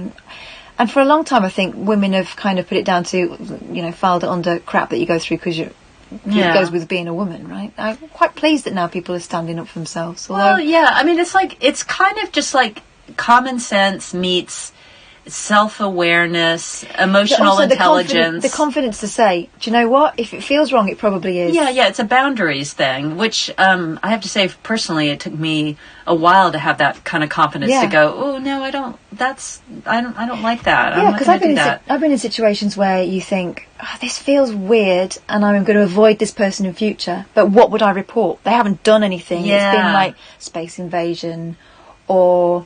I don't know, just a vibe. Yeah, just a vibe. Like, you can't really legislate on a vibe, but we're all quirky little human beings, and it's just a funny thing. You have to it's a case by case situation.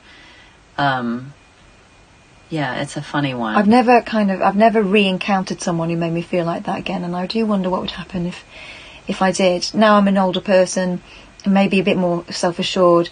Maybe I recognise more what happened as well in retrospect. You know what I mean? It was cool to just as you say. It was when I saw him again, because I did feel very powerful, and I was hosting this TV show. You were on equal footing finally, right? Yeah, or I didn't need anything from him. I guess that was the difference. Was that there was some suggestion before that, or he was implying that he could assist me in my career in some way, and now I didn't need anything from him. So it was really clear the power dynamic had shifted. So that was a very interesting experience to be in. Oh, man. If only they'd filmed that bit. that bit.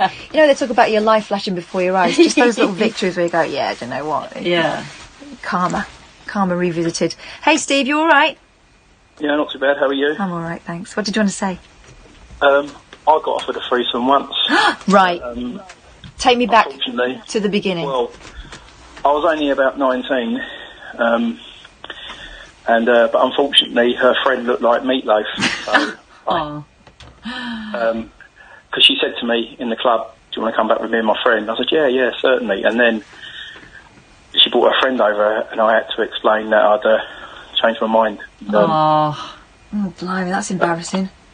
Yeah.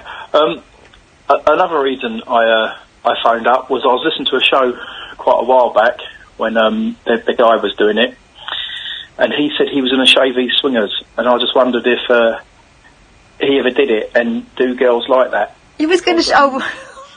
What? He did. Iain was talking about, now that he's single, he was going to try and reinvent himself a little bit, and he decided that he would do some intimate grooming. And unfortunately, I am aware of what happened. Oh, he did nick himself a little bit, so be very careful if you're going to go down there. But I think he just found the whole thing rather embarrassing, and oh my gosh! So what? He did a little like topiary. Yeah. Edward Scissorhands. Yeah, and mostly around the sort of undercarriage area. Just trying to make it more palatable for anyone who might be nosing around in the environs. He just said that he felt like he wanted to retake control of it and take back the night. Redefine his boundaries. Is it like when you cut your hair after a breakup? I think it might have been. There's something different about you. What could it be? Yeah. Why are you thinking of going the same way, Steve? Well, I think I'm about the same age as you, and I play five-a-side football with a lot of younger guys, and in the showers, you don't look at them, but you notice most of the younger guys seem to have a lot less down there than what I've got. That's really interesting. I love having that insight because, of course, I don't often get into the men's showers as much as I'd like anyway. Oh, so that must be kind of a fashion with younger men to kind of trim themselves. Wow, they've just got into the hyper grooming thing, haven't they? Look at their eyebrows now. They're all I don't like under those extreme pressure. Oh, yuck. I don't like those weird groomed eyebrows on men. Don't do your eyebrows, Steve. Yeah, Steve, don't do that. No. I haven't done anything, but I've just wondered if girls like that kind of stuff. If we like that. I don't... By the time you get there, you're not going to say, oh, no, that's too much. Yeah, okay, so I can't speak for 20-year-old women, but women who are fully ripened and seasoned and ready to eat, like ourselves, I think that kind of self-conscious grooming seems narcissistic and weird. So, I mean, obviously, brush your teeth. Listen, I think keep it tidy. Yeah, keep it tidy. I don't know, if there's hair spreading out of your nostrils and ears, and then if there's like some strange... exploding curls coming from your nether regions. Yeah. Rein that in. I think most of us, do appreciate a tidy workspace, but I don't want to feel, I wouldn't want to feel like I was with someone who was prepubescent. That's the connotation it has for me, and I guess that it's not the connotation it has these days for like 20-somethings. But for me, it's a bit. Ugh. Yeah, like don't walk on the grass or something. So if you are going to go there, Steve, I suggest you take it easy. Yeah, don't go too crazy with the clippers. Yeah, once you start though, sometimes you can't stop. Well, exactly. That's it. Yeah. A little bit more of the left one, a little bit more of the right one. And yes, exactly. Yeah, it's like the Mitchell brothers. It's a talking point, isn't it? Yeah, I like the Mitchell brothers. It's exactly. We've got the whole cast of EastEnders in my pants. Well, what a delightful conversation. I love it. Thanks, Steve. So good to talk to you. Steve. And now I'm imagining your testicles, so that's great. Yeah. 0344 499 1000. Talk radio. Dialogue. Some dialogue. Talk radio. It's true though, isn't We'll it? get you talking. If they take What's too your much care summer of themselves, soundtrack? it's like... Lawn Oh, mowing. so it's all about you then. Bee dodging. Or I'd like to see a full head of 6-speaker touchscreen controlled DAB Teeth are radio always a blasting. bonus, A new Corsa Energy for £150 initial rental and £150 a month. Search Corsa offers. Vauxhall, British brand since 1903. Personal contract hire offer on Corsa 3-door Energy 1.4 75 PS in metallic paint. Initial rental £150 plus 47 months at £150. Excess miles over contracted mileage of 20,000 over 48 months charged at 9 pence per mile. Subject to availability and status. You will not own the car. 18 plus T's and C's apply. Offer ends June 30th, 2018. Vauxhall Finance Leasing. So they seem to style them like they style the women. That's At Selco Builders Warehouse, we've got real deals on a wide range of trade-quality building products. In June, we've got a 6x5 close board fence panel for only £16.85 ex-VAT. Now that's a real deal. We've got even more real deals at Selco Builders Warehouse. For more information, see selcobw.com. We've got it at Selco. Selco, it's where the trade go. Cast your mind back and think. Okay, I've got to steer this back. Were you ever contacted out of the blue for a pension review? I'm totally happy to take your leave. Were you advised to move your work or personal pension into a SIP, self-invested personal pension? Yes, I was. You could be due thousands if you were missold. Money Redress are trusted claim specialists in pension and investment mis-selling. They'll manage the whole claim for you on a no payout, no fee basis, so you can't lose. Text WIN to 85077. Hello, Now TV Entertainment Hotline. What are you in the mood for today? I want to lose myself in something epic. Sounds like Game of Thrones is your thing, and you can relive every battle for the Seven Kingdoms, because we've got all 7 seasons. Well, that's my night's watch sorted. Whatever you're in the mood for, the Now TV Entertainment Pass has the latest and best shows, and over 300 box sets to suit your every whim. To start your 14-day free trial, search Now TV. 18 plus, new customers only. Pass renews at $7.99 per month unless cancelled. Digital debate for the UK. Talk Radio. We'll get you talking. It's a very strong term, digital debate, because so far we've been talking about shaving your balls and stuff you can't eat anymore. And has anybody really been debating? I mean, we've all just been affably agreeing with everybody. I think we're all on the same page regarding being forced into a threesome that we don't have an appetite for, and also, exfoliating and depilating kibbles and bits. Kibbles and bits are there for a reason. Yes. They have a smattering of something that's there for a reason. Yeah. I would just say don't mess too much with any of that stuff. Yeah. Yeah. And also everyone is different. That's the thing, is that because we're all online and we're all comparing ourselves with these airbrushed images of so-called perfection, then we think that there's only one way to look. Also, let's be honest, knickers are tiny now, aren't they? So if you don't keep your work surface tidy, you're going to know about it. Pants are getting smaller, and big pants are great and all, but they're not as common as the tiny ones. Well, we've been trying to watch Love Island, which, by the way, have you tried this? No, I can't get on with it. I can't. I don't understand what the big deal of it is. I get clammy, I just get sweaty and nervous. I get anxious. Those shows make me anxious. Yeah, because it's just a load of. It reminds me of that part of the word which was, I'll do anything to get on TV. Yeah, yeah. But the women are wearing these bikini bottoms now that are the bikini bottoms that we would have run away from back in the day. Because they're like dental floss? Well, they're hiked up. It looks like you've got a hungry bum, like you've done it by accident. It doesn't look like it's there on purpose. My bum is always like that anyway. Like, even if I put granny pants on, they'll be devoured. They're going to disappear in that crack, and then there's no coming back from that. Exactly. Now they're buying them for that particular reason. So I think that's part of the reason for the grooming revolution. But will that go full circle? Will everyone start getting 70s at some point? I thought that already happened. Remember, there were a couple of years ago, Gwyneth Paltrow announced that she'd gone 70s. She was fully, au natural. Which I think she's also been steaming her lettuce and putting things in there that shouldn't be in there, hasn't she? Yeah, she's been shoving rocks up her knickknacks. And that's really not a good look. So she loses the argument. I know. It's just like, hey, I thought we were having, making sweet, sweet love. I didn't think I was entering into your private rock garden.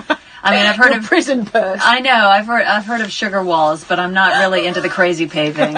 So can we take a rain check on your Benoit balls or whatever they are shoved up there? Incredible. That to me is the mark of someone who needs to read more books or something. Yeah. And listeners, just in case you weren't sure of the reference, we should explain that Gwyneth Paltrow was advocating that ladies should hold what is called a jade egg. Yeah, so they're quite heavy. They're up there. I was going to say, is it a vulva or vagina? Sometimes people say vagina. It's like, that's a vulva.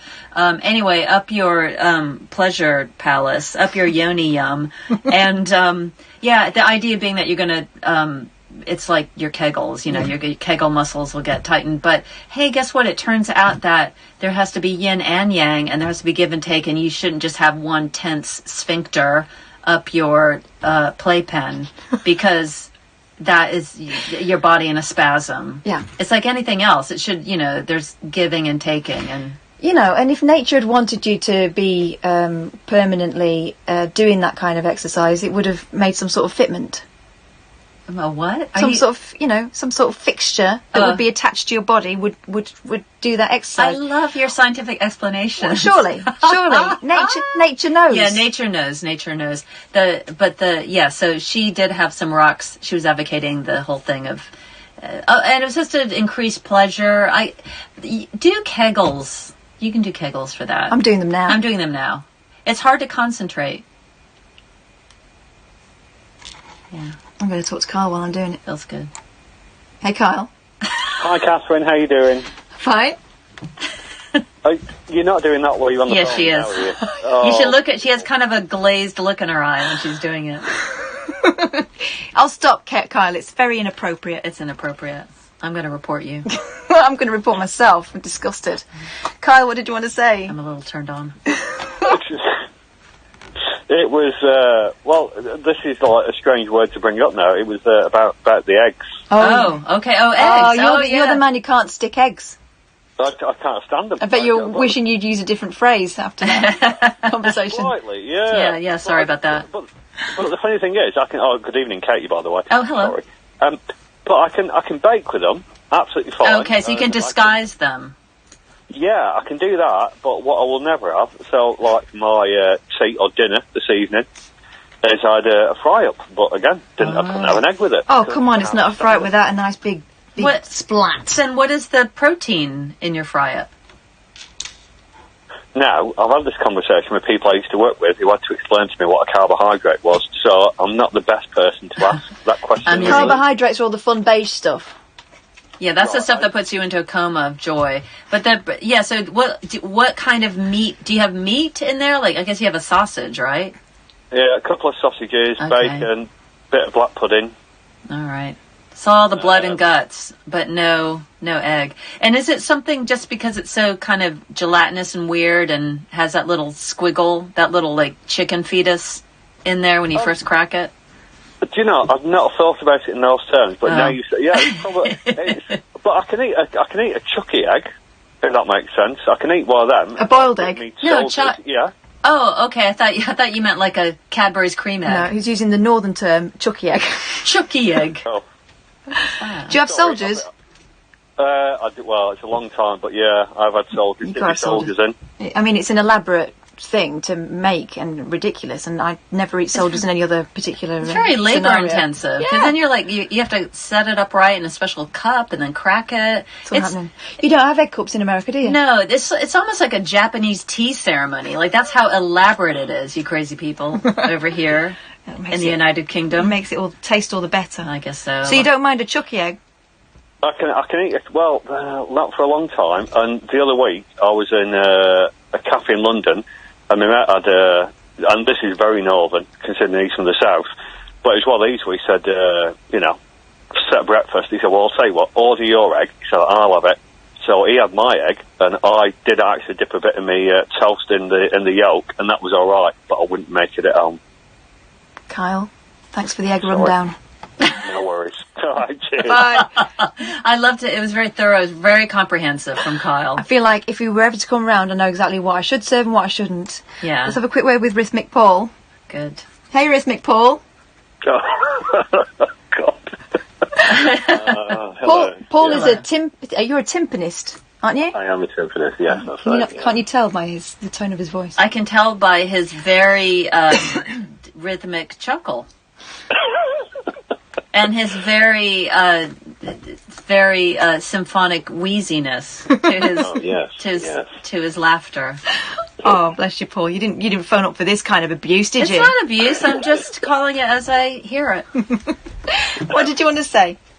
Well, I even had a little joke planned, but you caught me off guard with your prompt answering of my call. Go on, take a run up. Well, no, because I'm bad at jokes, but I was going to say I have an extension to the egg chapter that's oh, boy. Yes. And it covers a topic you were discussing in the last hour, which is foods that you can't eat anymore. But also things that you've changed since traumatic events, because this story is linked. I'll try to be polite with it. But as a child, on a Saturday before going to church, I used to have a boiled egg for breakfast. And it was my custom, don't ask me why, to swallow the boiled egg whole. Oh, like a python. Like a python. Like a python. Yeah, yes. There you are. More segues. I did this for weeks, months, possibly a couple of years, until one day the egg decided that it didn't want to stay in my stomach. And it made its way upwards and was almost entirely whole. And since then, I've had to. It's traumatic for me to swallow any kind of tablet. Oh. I have to take a huge, long run up and stick my neck in the air and shake it about like some flamingo or something. Or like a cat. Your wife will have to hold your mouth open and whack it down there.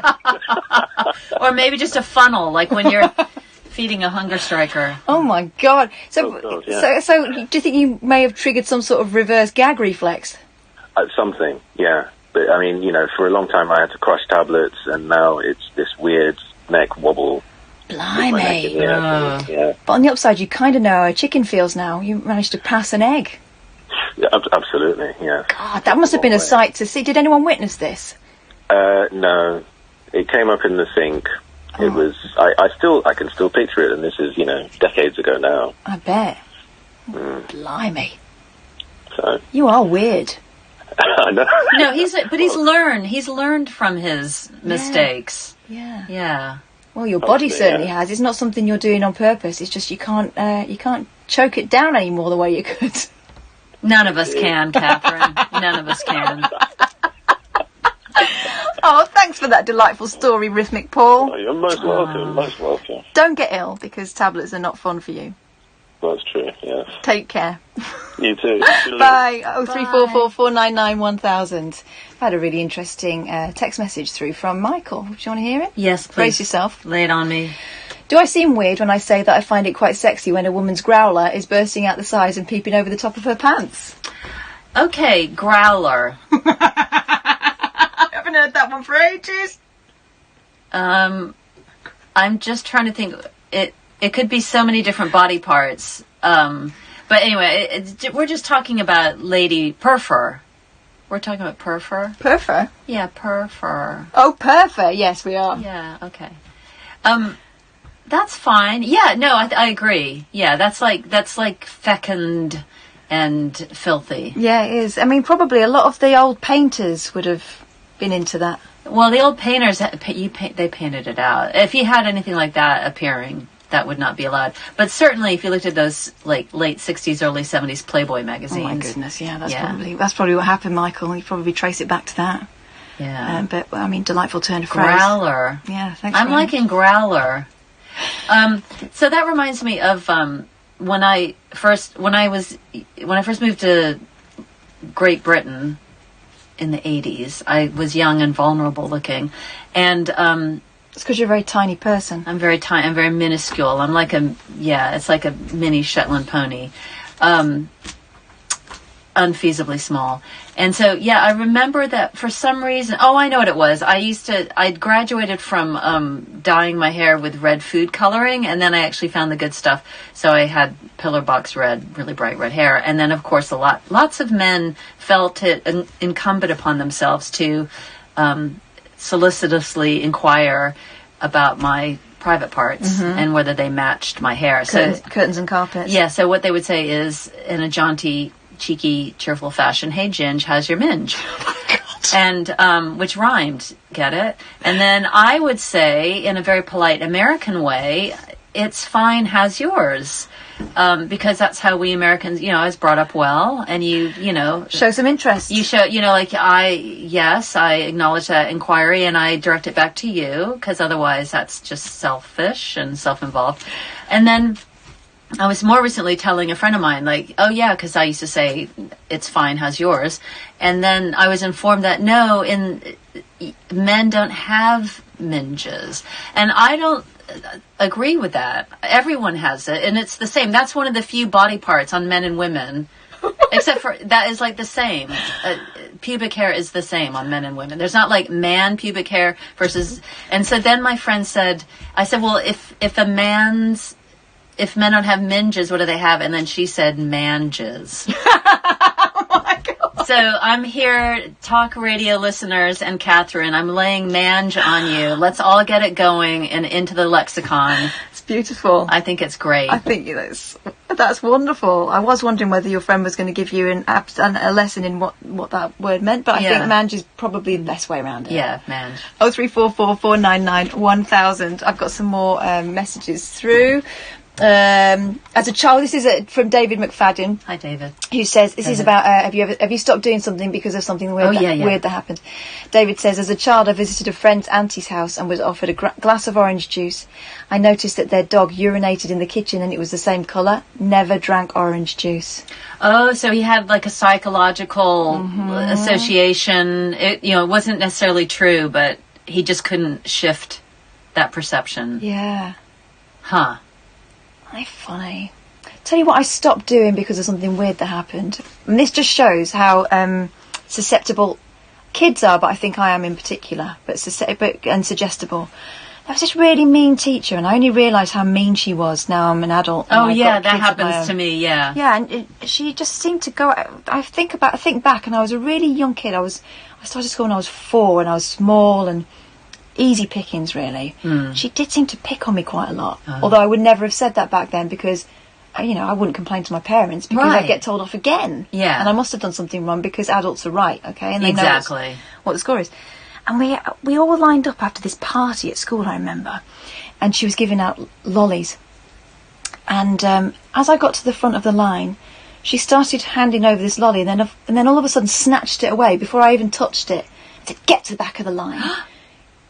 I don't like little girls who don't say thank you. What? Yeah, and from then on to really recently, I always say thank you before something lands in my hands. Oh, what a good teacher she was. But what a horrible cow. Yeah, no, she's sadistic. Yeah, isn't that horrible? She was just waiting for something to pick on me about. Yeah, no, she's an unhappy person, and she was just hoping to, get her rocks off in her weird, twisted, sadistic way. That person was in charge of people's kids. Yuck. But hey, you've got really great manners now. Oh my God, I'm the best. Thank you in advance for your phone call. 0344 499 1000. Across the UK, online and on DAB. A radio star is born. You're going to love Talk Radio. Around 90 seconds and you're done. Seriously, that's how little time it takes to shave your head with the all-new Pitbull from Skull Shaver. No nets, no cuts. You can shave your face or head, wet or dry. Pitbull from Skull Shaver just does the job. It's the perfect Father's Day gift too, or the perfect you gift. Whatever. Save 10% right now. Go to skullshaver.com and use promo code radio. Let me tell you about Sky Entertainment. And let me tell you about Sky Broadband Unlimited. Because whether you're an existing or new Sky TV customer, you can bring them together. And save over 30%. You'll enjoy the latest big screen dramas and catch-up TV. And we'll never slow you down with our unlimited broadband. All for the new low price of £38 a month for 18 months. Including line rental with a set-up fee from $29.95. So bring them together and save over 30%. Search Sky Offer. Hurry. Offer ends 21st of June. Kit loaned at no cost. Separate contracts. TV £20 a month for 18 months. Broadband £18 a month for 12 months. Compares prices after 18 months. TV £25. Broadband £30. Sky Network areas. New broadband customers only. Winston Wolfe here. Now listen up. It's a beautiful morning. You wake up, look outside, and see your precious car gleaming in the sun. And then you see one nasty dent on the side. Some bozo's bad driving has ruined your pink paint job. You're furious. That's when you thank your lucky stars you're with Direct Line. Unlike with other insurers, you won't lose your no-claim discount when you claim it's not your fault. Hit while parked? Your no-claim discount is safe. Can your motor insurance do that? with comprehensive cover as standard. Excesses apply. Underwritten by UK Insurance Limited. When Dave met Steve, sparks flew. When Barry met Gary, the foundations were laid. When Fred met Alex, they knew it would work. And they all met thanks to SuperSubby.com. For subcontractors looking for contractors and contractors looking for subbies, Super Subby finds the perfect match by skills, location and trade. It's free for subbies with a 3-month free trial for contractors. So download the app from the App Store and Google Play or visit SuperSubby.com. Super Subby, the new, smarter way to find site work or workers. At Wix, starting Friday, there's buy one, get one free on all wood care, including great brands like Ronseal and Cuprinol. Visit wix.co.uk. T's and C's apply. Afternoons with Jamie East on Talk Radio. Investigate the unlimited possibilities of speech radio at Eastworld. What is the best piece of gossip that you have ever heard at Salford Business School? The radio show that questions the very nature of our reality. What makes us human? Why do we sin? My goodness me, if these walls could talk. Where can I get a pair of glasses like Jamie's for under a £5? Eastworld with Jamie East. It's a bit of a national favourite. Tomorrow afternoon from 1 on Talk Radio. Across the UK, online and on DAB. Talk Radio. We'll get you talking. So how do you meet people without going to clubs and falling into them? And what's the stuff that you've stopped doing because of something weird that happened? Give us a call, 0344 499 1000. But, you know, as usual, we're pretty free and easy. If there's something else you want to talk about, you know, we'll take your call. It's cool. Give us a ring and Hayley will answer it. She'll ring you straight back and you'll be on the radio talking to me and Katie Puckrik. Yay! That's how it works. Oh, gosh, it's so easy. Like us. It's almost too easy. Yeah, no, it's fine. It's, you know, it takes a village. We're here. We have a lot of BS to wang on about. Yeah, so bring us some of yours too. Yeah, come on. Add some grist to the mill. 0344 499 1000. And I've got loads of texts and tweets and all that stuff, but, you know, let's hear some voices. Or you'll just hear ours and then that's your own fault. Yeah. You're cruising for a bruising and look in the mirror because you're the one to blame. Right, here's the thing. Have a go heroes. Have you ever had a go? I did once when I was 12 years old. So I was in junior high school and I was walking down the hallway. We were changing classes and there was a nerd. What was happening? Yes. Okay, so a nerd was walking in front of me, and then the mean bullying jock kid pushed all the books out of the nerd's hand. Oh, come on. That happened in a film, right? No, this happened in an American junior high school in front of my very own eyes. And as the jock, the mean bullying jock, was walking and was looking back at the nerd who was a bit tearful at his books all tumbled on the floor, I, the avenging angel 12-year-old teenager, knocked all the books out of the bully's hand. But he didn't see me coming. Plus I was a girl, so he was looking around for the person who was interfering with his coolness. And so I felt like I was an avenging angel and I was a have-a-go hero, but that's as dramatic as I can get. That's beautiful. That's big. When you're 12, that is like the height of bravery. I felt really proud of myself, and also I felt like I was sticking up for the underdog. Yeah. The thing is, you never know what you're going to do in those situations. There's another story. The reason why I'm asking you about this is there's another story today about this have-a-go hero tackles a thief who swiped at 170 quid from a woman at Tesco ATM in front of stunned city centre shoppers in Manchester. And, you know, people jumped on. But that is a split-second decision. It's a split-second decision. Everyone thinks, you know, oh yeah, I would definitely do something. I know that's a bad guy and I would jump in there. But actually, when it comes down to it, often you freeze. You've just reminded me, this is a long buried memory, but when I was living in Los Angeles, I lived there for 12 years from the beginning of the 2000s.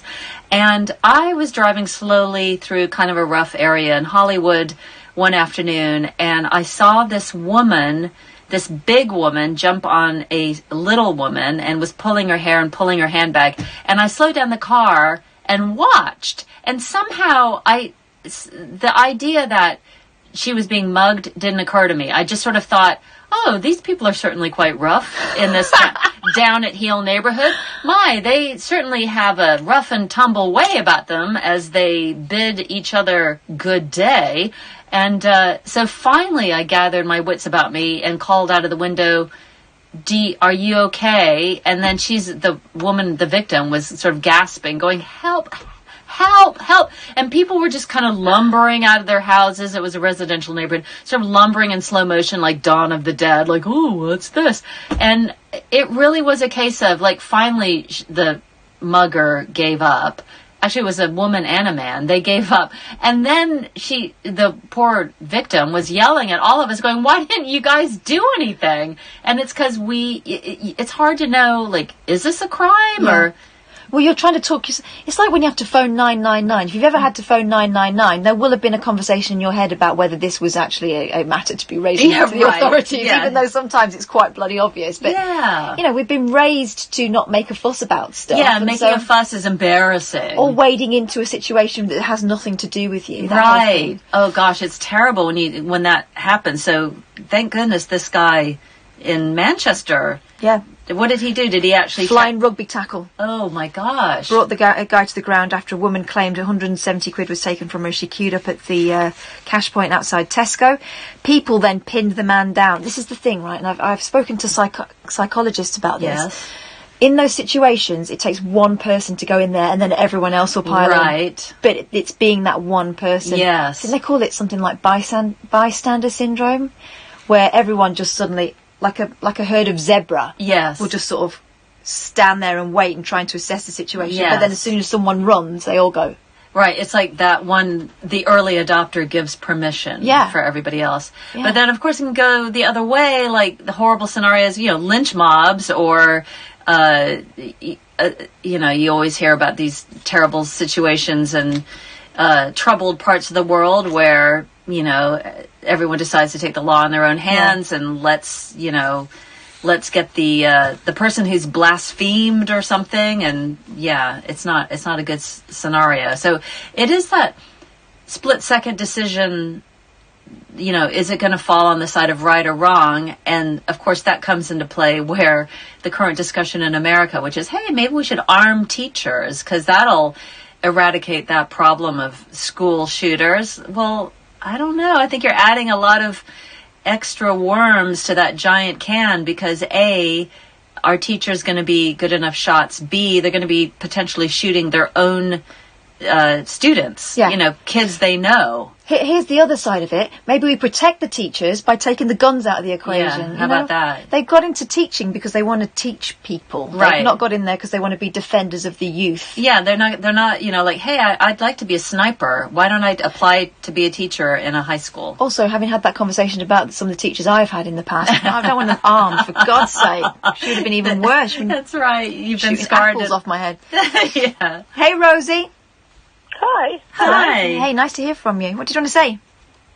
Well, I was going to talk about bullying teachers. Yeah, go on. Good. Yeah, I think. Well, you're obviously a lot younger than me, but I think when I was at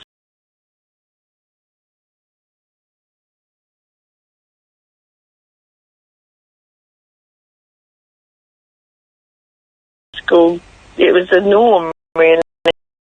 I mean, most of my teachers weren't very nice. Oh.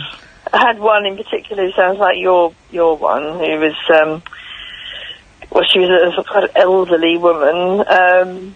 She had this voice that sounded like she was holding her nose all the time. So it's like, where's Brown and your friends? And,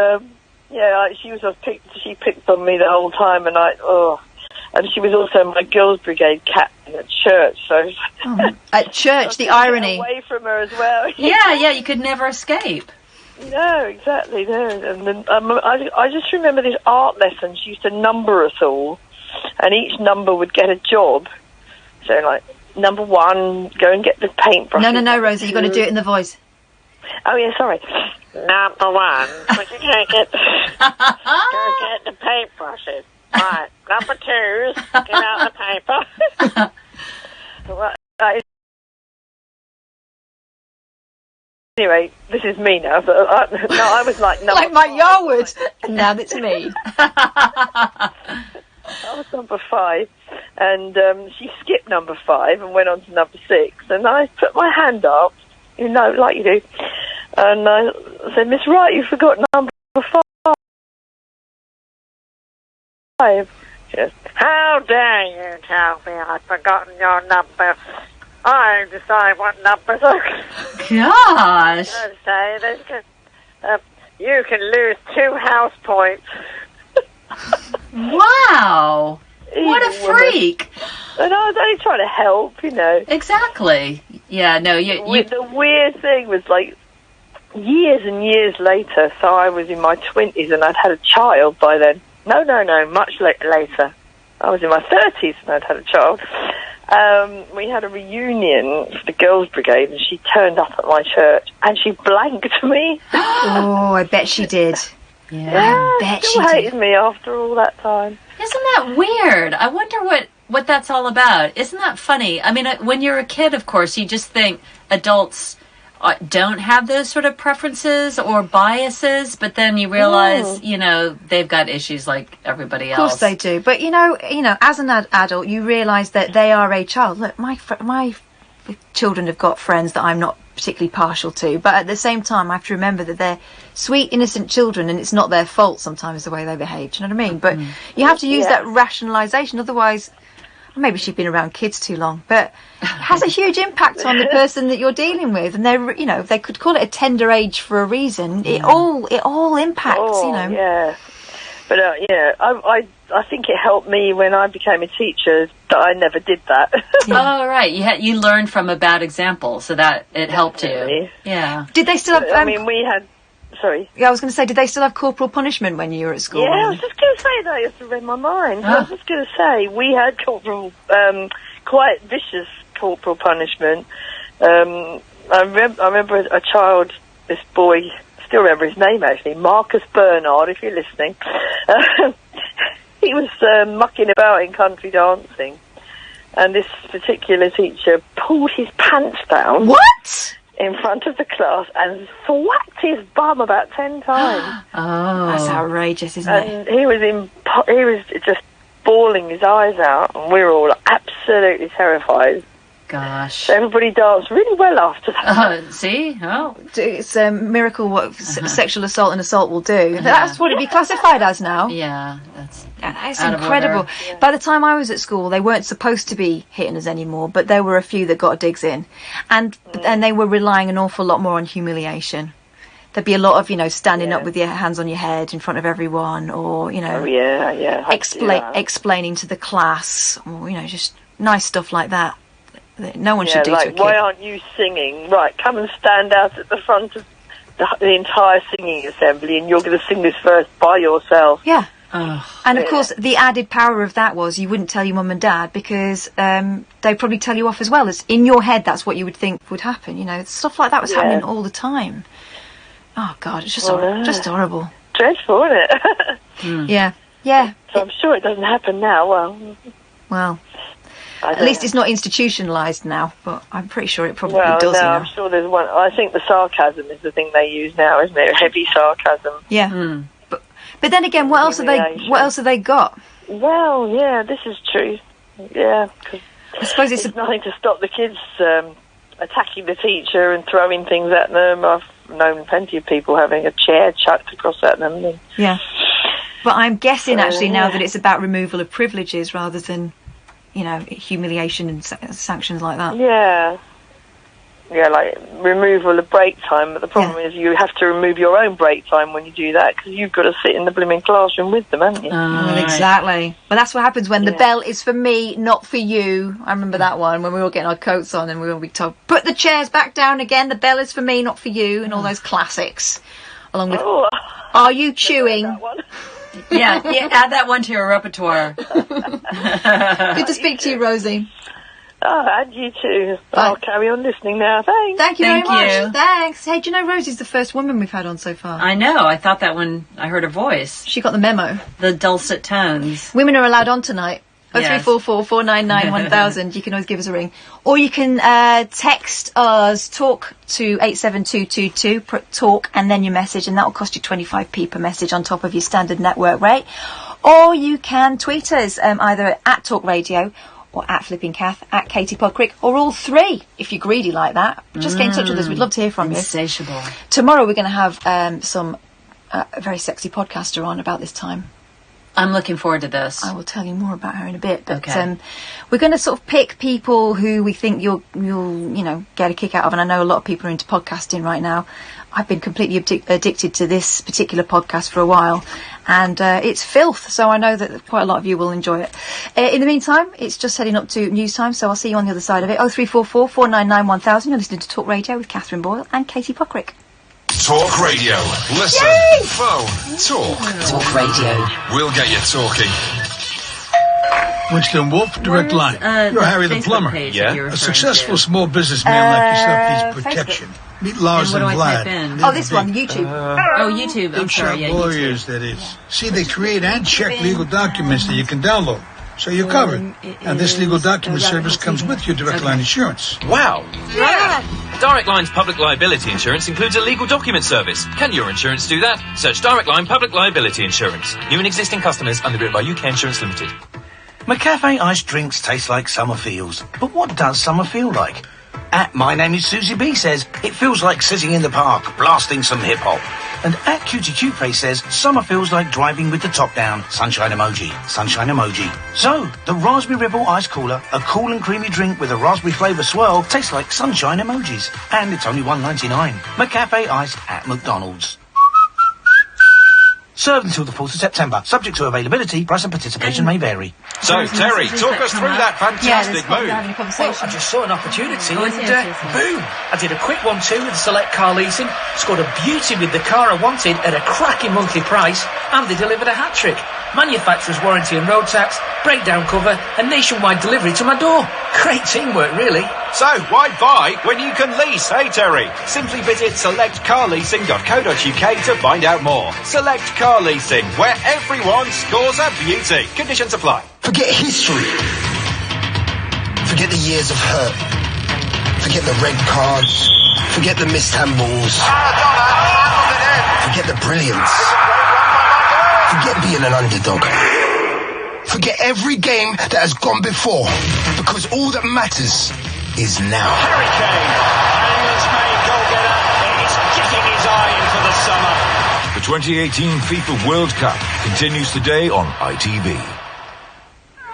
Get 2 free tickets to Warwick Castle worth over £50. Huzzah! Simply collect 9 codes inside the Sun to lay claim to yours. Don't miss an offer fit for a king. Starts this Saturday. The Sun Super Days. They're free of charge. Across the UK, online and on DAB, the Independent Republic of Mike Graham on Talk Radio. Blasted rhetoric from the Banana Republic for people who think capital punishment isn't going nearly far enough. Join me, the Reverend Mike Graham. Revolutionary, rebellious, rebuilt, rebranded. Calling me up in front of my morning debate, his hand around my throat, and while squeezing hard and bangs my head on the table. Tomorrow morning from 10 on Talk Radio. Isn't it? Across the UK, online and on DAB. Talk Radio on the Hour News headlines. Good morning, I'm James Nish. President Trump signed an executive order designed to keep migrant families together at the Mexican border. His immigration policy had led to thousands of children being taken from their parents and detained. This is one that has been going on for many decades. So we're keeping families together, and this will solve that problem. Yeah. At the same time, we are keeping a very powerful border. The families of patients who died prematurely at a hospital in Hampshire have called for prosecution. So he's expecting credit for stopping doing something bad. It found 450 mainly elderly patients died at Gosport War Memorial after they were given strong painkillers with no medical justification. The former Bishop of Liverpool, James Jones, who led the inquiry, says it's clear action must now be taken. Like the panel, together with the families, you and the general public will ask, how could the practice of administering opioids in this way continue and not be stopped by the health system and by the various police, regulatory and inquest processes? Canada will legalise cannabis in October. It'll be the first G7 country to do so. In the UK, a review has been announced by the Home Secretary into its medicinal use, but not for recreational use. England manager Gareth Southgate dislocated his right shoulder while out running. The players had a day off from training and Southgate suffered the injury near the squad's World Cup base. And authorities in Mallorca have put up dozens of posters warning tourists of heavy penalties if they're caught behaving badly. Holidaymakers can be fined £440 for drinking in the street, stripping off or shouting. The council in Magaluf says they're aimed at young people and have been printed in English and Spanish. Your weather clear and cooler than recent nights. Magaluf. Thursday will be dry and sunny. Across the UK, online and on DAB. Talk Radio. Get more passionate debate, more outspoken opinion, and more digital debate for the UK. Your voice counts. Get it heard on Talk Radio. We'll get you talking. Well, they say passionate debate, but so far we've just been talking about, shaving your nether regions and meeting people online and swallowing eggs whole and then coughing them back up as if they are a fur ball. It's been all that sort of stuff. So if you want to contribute to that or bring something else to the table, and you can raise the tone, but be better if you could lower it. 0344 499 1000. It's me, Katherine Boyle, and Katie Puckrik. Yes. And also Glenn. Hi, Glenn. Hi, Kath. Hi, Katie. How Hi, Glenn. You having a good night? Oh, yeah. It's really nice and refreshing to have this be the Katherine Boyle show. This is nice. Thanks very much. Yeah. Is it too nice though? I mean, I'm just getting my feet under the table. Wait for tomorrow. That's when I really unleash hell. I'm looking forward to it. I have to say, I'm quite nervous. I've phoned the version of this show with the other guy that usually does it. Oh yeah, that guy. In the past, but for reasons I'm not sure of, I feel quite nervous for him tonight, and I have I have nothing to say. Oh, that's all right, Glenn. So, what kind of day have you had, mate? It's been okay. I'm a recently qualified teacher, and I've been to visit the school that I'm going to be working in next summer, and at the end of the summer rather. And I've been visiting some of the kids that I'll be teaching, and that's been my day. What kind of ages are we talking? What age range? Between 12 and 17, I suppose. That's level 2, isn't it? Tricky. Yeah. But they all seem really nice. They seem really pleasant, and a summer for them. Well, for me, a summer is nothing, but for them, it's a whole lifetime. So they could be totally different. Oh yeah. By the time I go back, they'll morph into something terrible between now and then. What kind of teacher are you going to be, Glenn? Have you decided on your character yet?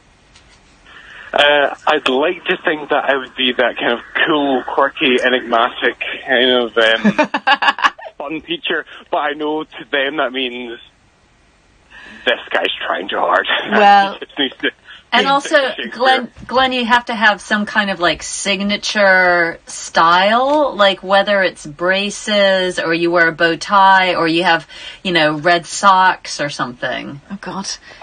I already do all those things. That's so unfortunate to hear. Oh my! Right, you really are going to be singled out from the start then. Yeah, it's difficult. I want to do the pretentious word of the day, and that's something I hope that they get into. Oh, that's good. I like that. Besmirched will be day one. Oh, that sounds awesome. So besmirched. Yeah, besmirched is a good one. Yeah, pretentious word of the day, and then points for having it used in as many circumstances as possible. Oh, Glenn, that's the way forward. Absolutely. Yeah. Oh, I love it. I wish you were my teacher. What about sanctions? How are you going to rule? Because at some point they're going to try and act up with you, and you cannot take that nonsense. Yes. Well, I can do that thing where I can raise one eyebrow over the other, so I'm hoping that'll do me. Beautiful, the Roger Moore. Yeah, that's all it'll take. Yeah. I think you're going to do fine. I hope so. What's your specialism? English. All right. Oh no, you are English teachers generally quite cool. Yeah. It's the physics teachers and the maths teachers that are really the enemies in the eyes of the kids normally, isn't it? Yeah, absolutely. They're too obsessed with how quickly apples can fall to the ground, whereas I hope that we can let their little minds expand and grow and explore ideas. You're doing it for all the right reasons, Glenn. I admire it. I wish I could have. I think that teachers who do it with passion like that, rather than just kind of coming out of college and going, all right, what do I do with this? I might as well go into teaching. People like you are the ones that make the world go around and can make a real difference. Oh, thank you. That's good to hear, because it's good to hear that teachers make the world go round, unlike Queen, who say that fat bomb girls make the world go round. Well, fat bomb teachers, I mean, then you get 2 in 1. Well, I'm not far from that. At age 27, I found my metabolism is slowing down. It's, you ain't seen nothing yet. You wait till you hit 40. Oh, goodness. Well, Kath, I am coming to the Rabbit Hole in September. Brilliant. Thank you. I'm looking forward to it. I have actually met you before in Edinburgh a couple of years ago. Right. And I was very self-conscious because I had very sweaty hands when we shook hands. Did you? And, I thought it was me. I thought it was me, Glenn. Oh, good. Well, that's good to know, because I think the other guy, the chap that does this thing usually, is he noticed it there and then. I could tell he did. I felt very self-conscious that he noticed the sweaty palms. So I'm hoping that if I get the chance to meet you guys in September, that I'll breathe a bit more and that you won't be subjected to sweaty palms. Right. Well, Glenn, if there's anything I can say to reassure you that you're not known as Sweaty Palms Glenn, then I would like to do that now. No, we appreciate it. Thanks very much for ringing, and I'll see you in September. All the best to you then. Right, it's going to be really cool. Thank you very much indeed. Let's have a quick word with Lee. Hello, Lee. Hello. Hiya, how you doing? Well, I was just freaked out because I kind of rang and she answered the phone and went, hello, Lee, can I ring you back? And I was like, whoa, scary. Totally how it works. Number retention. Yeah, exactly. It's your first day. I listened to you when you're on with Iain, and I did ring him up once last week and rabbled on about nothing, like I'm doing now, really. But Katie Puckrik, I kind of remember that from talking about fringe things. The Sunday show with Dennis Pennis. That's right. Possibly the funniest thing ever. Yeah, Dennis was great. Before everyone was doing it, and he was going around being increasingly insultive. I even think about this DVD where he had like a fake attorney. Look at this guy, broken mirror, 7 years, I got it down to 3, that kind of thing. Yeah, he was, the funny thing about Paul Kaye, who's the actor who created Dennis Pennis, was that he got really nervous when he had to do those stunts, and he had to kind of punk people that way. So, of course, he was brilliant in the moment, but he really sweated it before he had to go in and do those stunts. But like you say, it was before people got wise to it. You know, now he was like the first, pretty much the first one, wasn't he? Was that like 95 or so? That's it. It really? So yeah. It was proper. Ages ago, because now you've got, then there was Ali G, and now there's what's her name, Philomena Kunk, who does it. Yeah. But he sort of started it all, as far as I can remember. Yeah, there was one in America who did it. That his character was sort of based on that idea. I think Howard Stern had a sidekick who did that, but he was the first in Britain who did that. Take some balls to do that. Mel Gibson sort of really hated him, didn't know. Was it Kevin Costner or both of them? Oh, yes. Yeah, but who cares what Mel Gibson thinks? I want to thank you because I went to see Braveheart and I slept at the entire time. Proper genius lines. That was it, really. Great show. I'm loving the slightly sort of sexual undertone of the whole thing. We're not doing it on purpose, it's just we ooze sensuality. I understand, it's purely accidental. I have to say it's a sexual overtone, Lee, but, I don't want to... Is it an overtone? Yeah, I think it's distinctly overtone-esque. It's called sexual frustration, and it's just coming out in a different, untoward fashion. I was thinking you could do like a new sort of, like, what's the word for, I don't know, like a segment where you'd, after singing, a brown paper bag, and you could call it Boil in the Bag or something like that. I was trying to think of puns, but you rung me that quick. I'm supposed to be in work. On the work phone, skiving. I'm so sorry you couldn't perfect it more. What are you doing? Yeah. What work are you supposed to be doing right now? Well, I'm actually a mobile security guard, so I'm just driving around various places looking for travellers or burglars, and that's it, really. Locking things and locking them again in the morning. It's really exciting. 100 miles a night on my own in the dark. You're cleaning up the mean streets, Lee. Yeah, the means Peter, not Liverpool. Good to speak to you. Take care. Keep your eye out. And you, bye-bye. Bye. Right, here's another one. Right, this is Rainbow George you're about to experience. Okay, Have you ever heard of Rainbow George? No. He's classic. Okay. You're never going to forget him. Isn't that right, George? I don't know. I've missed your show this evening. I was out tonight. So Oh, you haven't missed much. We've just been biding our time waiting for you to call. I'm sure I've missed lots, and this is quite enchanting. It's my fantasy. Two ladies, and I think the marriages of the future will be between three people rather than two people. Oh, that's what we were talking about, actually. Really? But actually, it didn't have a happy ending, unlike your fantasy. Why is that? Well, because people were talking about being kind of gang pressed into unsolicited threesomes. But you're saying it's a nice idea. But our contributors were opining that perhaps it was an unpleasant experience. Oh, no, I was in a relationship, and if there'd been three of us in it, I'm sure it would have endured, but because there were only two of us in it, and I was going out lots in the evening, gambling in gambling clubs, and she was at home alone all the time, and if she'd had someone else in the relationship, then that situation wouldn't have occurred. Do you mean another woman or another man? Another man, I think he's saying, right? Well, no, for me it would have been another woman would have been my relationship. But any relationship with three men, three women, whatever, I just think a relationship between three people has to be much stronger than a relationship. I'm not sure I could live in one of those sister-wife kind of scenarios. But, it's funny, Lee and Kath, I was talking to somebody recently who is in a polyamorous relationship, and he says the key to the success, it's actually not easier, but you have to communicate. So it's all about communication. Everything you have to clear the air about every little thing. And this is a man who's with two other men. And so he's actually married to his longtime partner, and then from time to time they take on a third, so it's sort of a triad. But it doesn't really ever stand the test of time. It might last for a few years at the most. I just sense that it is the future, and would solve the housing problems maybe, and other things as well. I don't know. You can end up with more kids.